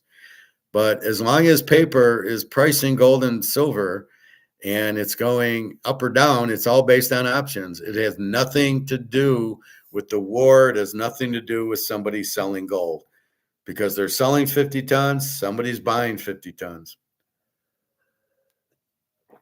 And I'm sure it behooves them to use US dollars. Maybe they're getting a discount on it, to use US dollars to buy oil if they need oil. And that's the only place. I'm sure they can buy it from Russia or maybe some of these other countries. And the Strait of Hormuz is not closed. It's open for ships that are buying oil in yuan, Chinese or gold. Only if you're buying it with US dollars is it closed. That's it. It's closed. It's not closed. It's just, if you're buying in yuan, you can go through the Straits of Hormuz, period. And it's not the war, it's the insurance companies that are closing the Straits of Hormuz because they will not insure the vessel, because their fear is that the too much risk, the vessel will get shot. So they can't go without insurance. So really, the Iranians aren't closing the Strait of Hormuz. The insurance company, Lloyd's of London, is closing it. So again, here you go. He doesn't understand what inflation is. He doesn't understand what that a shortage of supply raising prices is not inflationary. And Turkey can use any currency they want to buy oil, but they can't get it through the Straits of Hormuz, so they probably are buying it from Russia. Turkey's friendly with Russia. If I wanted to go to Russia, I'd fly to Turkey and then fly Turkey into Russia. As far as I'm concerned, they're probably buying Russian oil. They don't know. What are you going to buy from the Middle East? You can't even get it, or it's taking the long term. Why is West Texas crude up? I don't know. Why is oil up in the U.S.? It shouldn't be. There's no shortage of supply here. We get it all from Texas, so nothing's been stopped in Texas. Oil should not, in fact, be higher here. It should stayed the same price. So again, this is where I lose my mind, and idiots like this thinking that oil is inflation, thinking that prices are inflation. Like I said, it could be demand for gold and silver raising the price. That's not inflation. It could be the shortage of supply of oil or cocoa causing prices to go up. It's not inflation. It's not a general increase in price is inflation. You're inflating the money supply. It's only printing the dollar is the inflation. And when you can't sell your treasuries, which is what you use to fuel the government, you have to print. And the more you print, the less it's worth. It doesn't matter. That's the inflation, and that is bankrupting the dollar. And that's why nobody wants it. And that's why you can't sell your treasuries. It has nothing to do that Turkey sold 50 tons of gold, or the Middle East, Saudi Arabia needs food. They have plenty of money from their oil to buy food. Yes, they're in the desert, they have oil, and that's why you want free trade and fair trade. I will trade you oil for food. So again, they don't need dollars to do it. They can trade oil for food. That's what you should be doing. You don't need the dollar. And so the dollar's gone. It's printed too much. It's worthless. Again, the water's going into the Titanic. You can't stop it. It's going to go in. and it's going to flood and it's going to sink the ship, and there's nothing you can do about it. And it's the same thing here. You printed the dollars and you got to keep printing. Nobody wants your treasuries.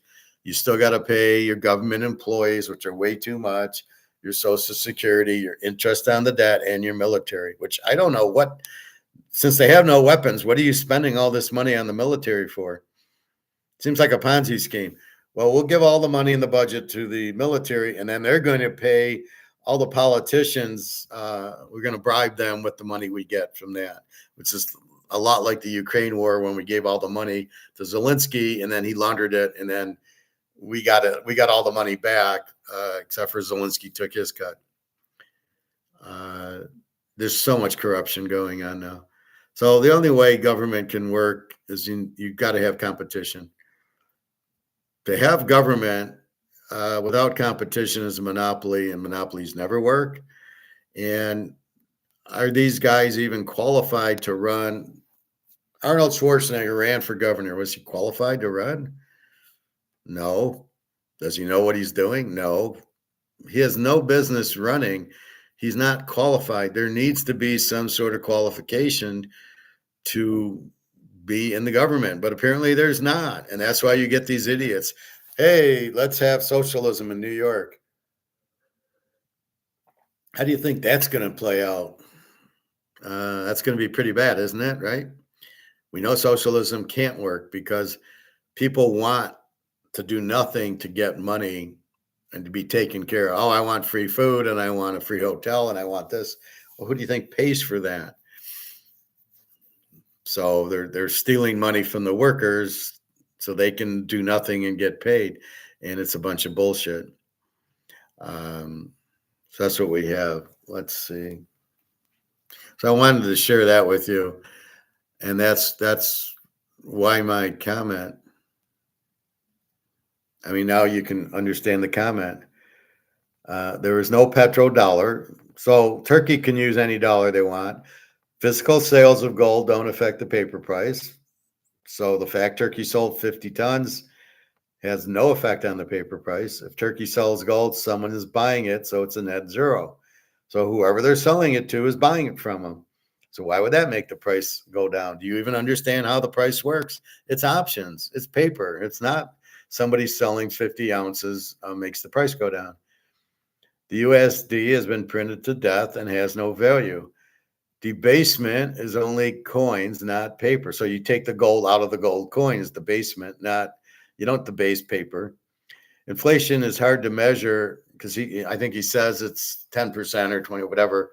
Inflation is hard to measure. It's only money printing.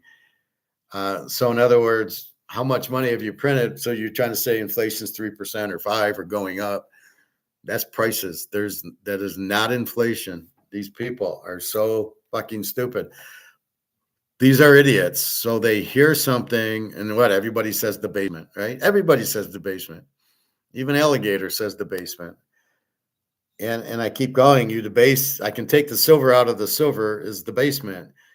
There is no gold or silver in the dollar to take out of it. And half of it's now electronic where you're using credit card or debit card. So you cannot debase that. So what the fuck are you guys talking about? All right, what else?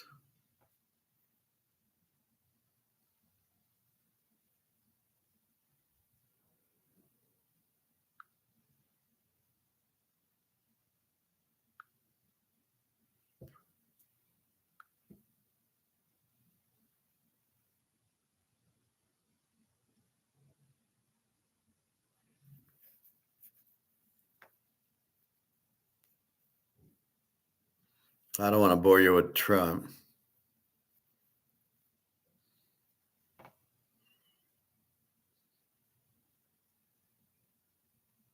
The world will never be the same after the Iran war. Nothing much else in the videos. There's a lot of these war videos with McGregor and some of these other analysts, and they're all the same video. The guy goes on a different show, and it's the same talk. Or I hate when the title says something, and then they never talk about it, or they talk about it at the end. I mean, I don't have the patience to listen to 30 minutes to get to the answer of the video topic. So I'm getting tired of these war videos, the gold videos. These guys are idiots. What kills me is when McGregor, the colonel, starts talking economics, which he doesn't know. And then he listens to Luke Roman and Ray Dalio, and I'm like, yeah, these guys are idiots. They sound smart, but they're not. When you listen to what they actually say, they're wrong. They don't understand what inflation is. This Ray Dalio thinks things run in cycles. They don't. They don't run in cycles. You have gold, you're fine. As soon as you get off the gold standard and go to dollars that aren't backed by gold, you print it to zero. There's no stages. There's no cycles. It's just simply that's what happens. So it's just it's amazing. Just amazing how stupid people are. But again, it comes back to you, like just the analytics, like we started with. We're supposed to go on 4th and 2. So we go. Why? Well, analytics says, why do you listen to statistics and not yourself? Well, the statistics say that we should. We should. We'll make it 51% of the time against Philadelphia. Jalen Carter, you're gonna make 51% of the time. You on drugs? What, are you kidding me? And that's the problem. It doesn't really take that. And you got to look at the way the game's going and the flow of the game, how good your defense is playing. Are there any injuries? Maybe we should actually punt the ball inside their 10 and play some good fucking defense and get the ball back at midfield. And then we can work plays that are working. Hey, maybe we should do that instead of dicking around with that. Do I have this shirt on backwards? No, it's not for. So that's the key to it. You're not dicking around with statistics making the adjustment for you. You have to problem solve this. You have to figure out, and there's a lot of intuition that goes in, and it's a lot of, it's like if you're playing poker, you can sit there and you can look at the odds, but that's a terrible way to play poker. Yeah, I'm a 3-2 dog, and I'm getting 4-1 on my money, so I should call. You got a 3-8. You don't have any good chance of winning, even if you catch the 3 or the 8. Your pair of threes isn't going to work, and your pair of eights isn't going to work. So what are you doing? So again, if you go by statistics or you go by analytics, you're fucked. You've got to problem solve it. You've got to know the reason why. Why are you going on 4th and 2? Do you have a play on 4th and 2 that will work? Do you know what to do on 4th and 2? Where's the strength? Where's the weakness? What's your strength? What is their weakness? Can you get to their weakness? Can you get the first down? Or you're just going for it to go for it? Well, the statistics say 51% will make it. But in the scheme of the game, how's your defense playing? Who got injured? How are they playing? What's the score? There's too many factors that get involved with going for it on 4th and 2. John Madden, like, so it goes to the post game. It's like 30-27 Baltimore.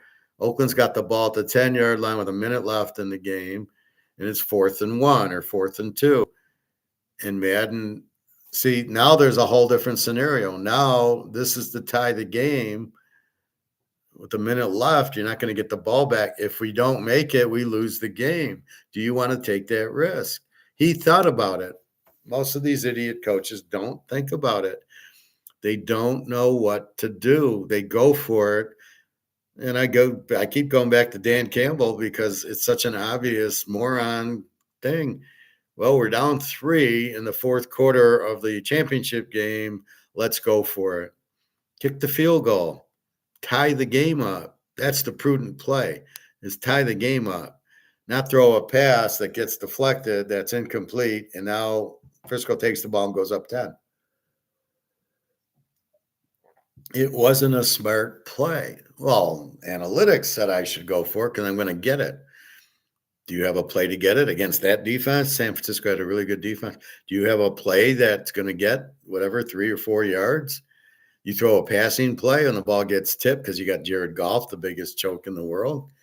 You kick the field goal, you tie the game is the right play, right? And that's the point of it. You do the right play. You do it as a coach who understands the game and what's going on, the time, the importance of the game.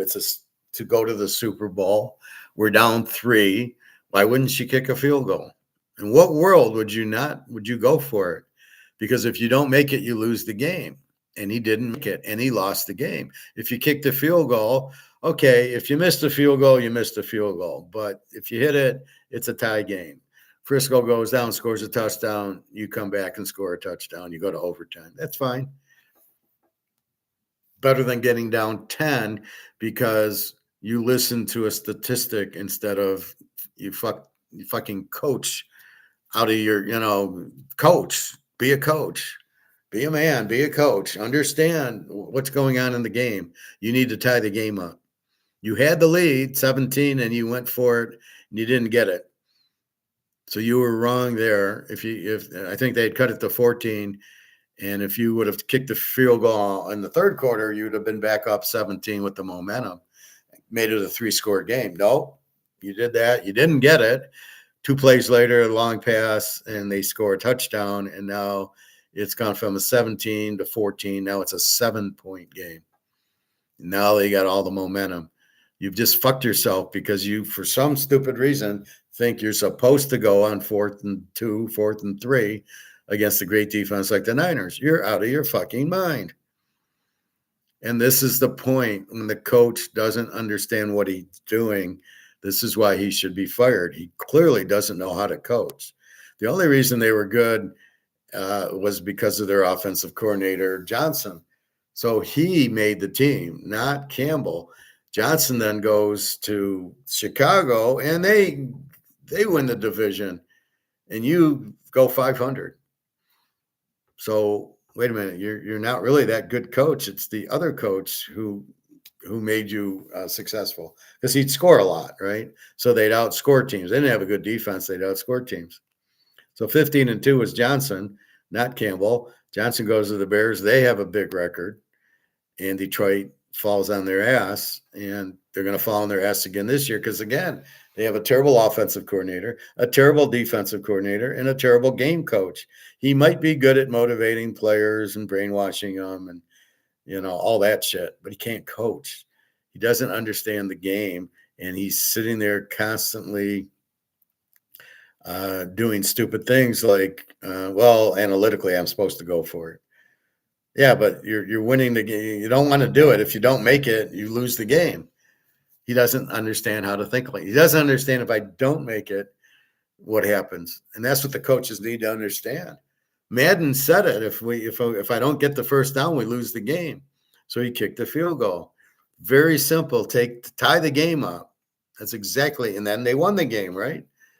The Dave Casper. So that's the point of it. You get to the overtime versus going and then not getting it, and then you lose the game. What's the advantage of doing that? I don't understand it. But it's killing all these sports, right?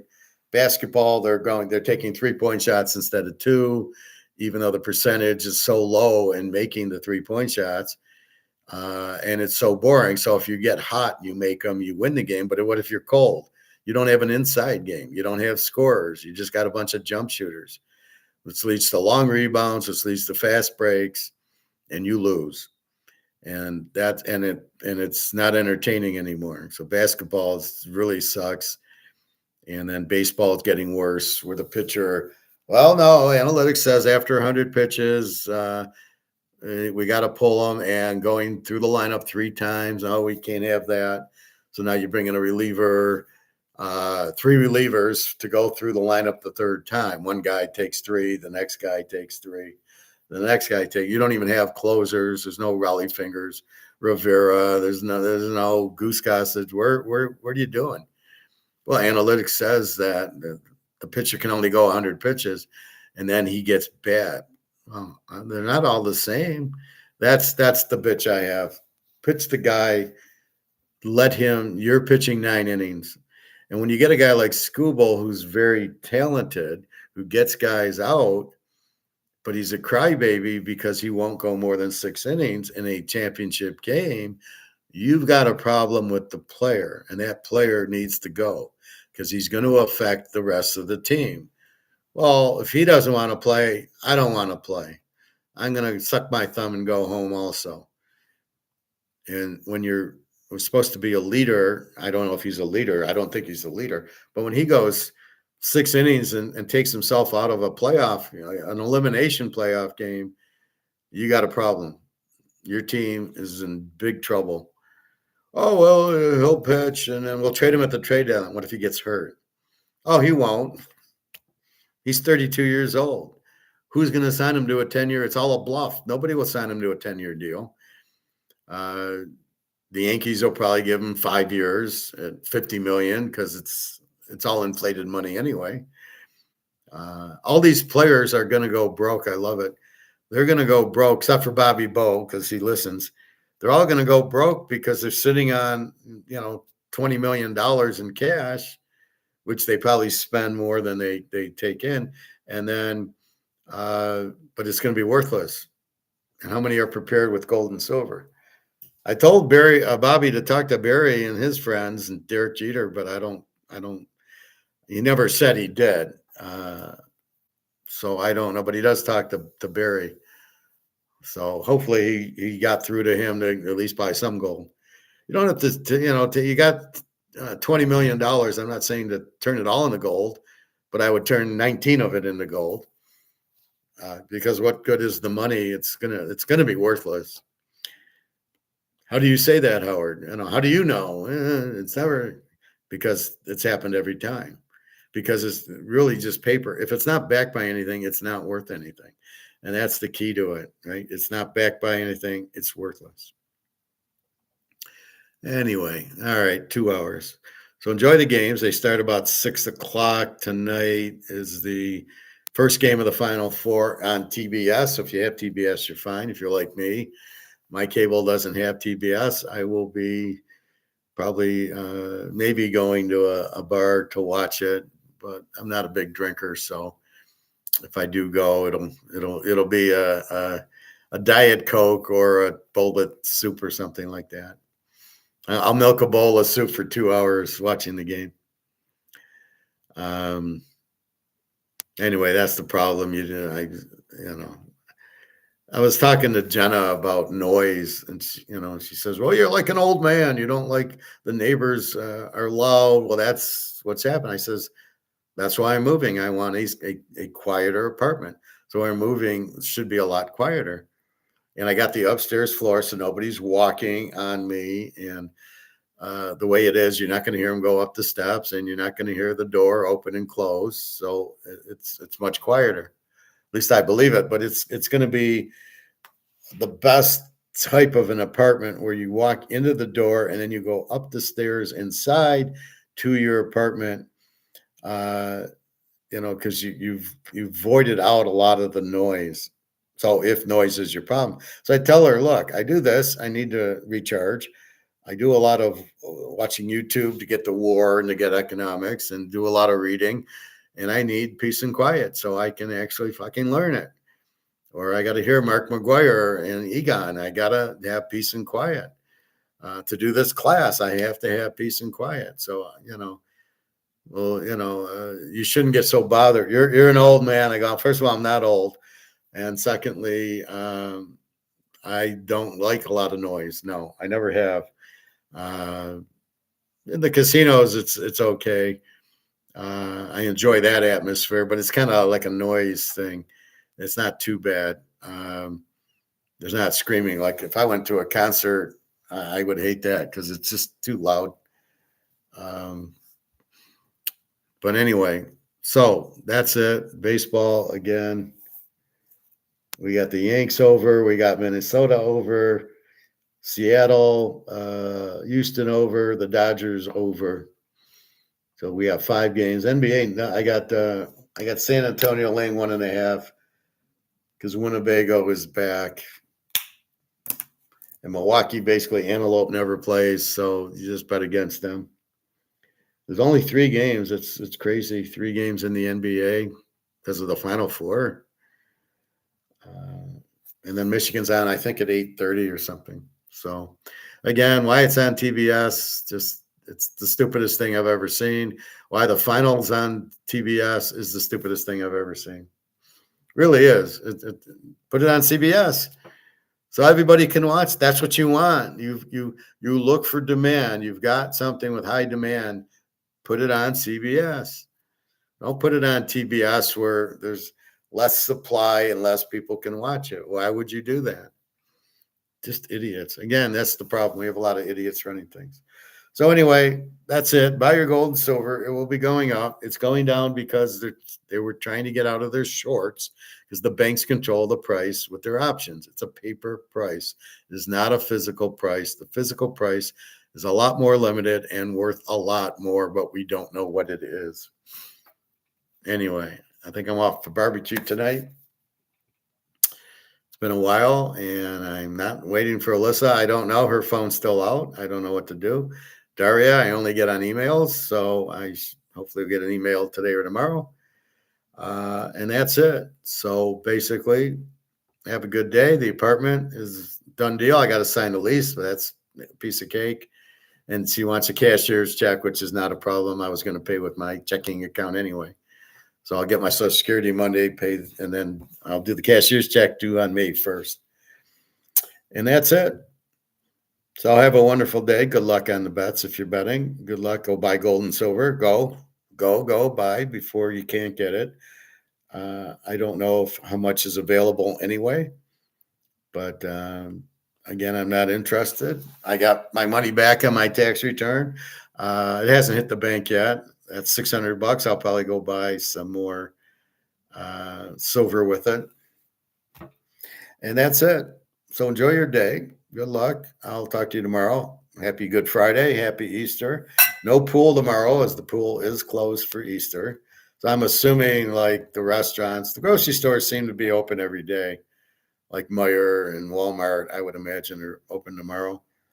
For whatever reason, my gym's closed. I can't swim tomorrow. I can't figure it out.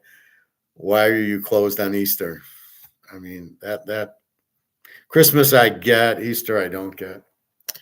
At least have those limited close early hours or half a day. But anyway, so have a good day then. I will talk to you tomorrow. Enjoy the weather, enjoy the baskets and the baseball and everything else. Okay. Take care. www.teaserking.com.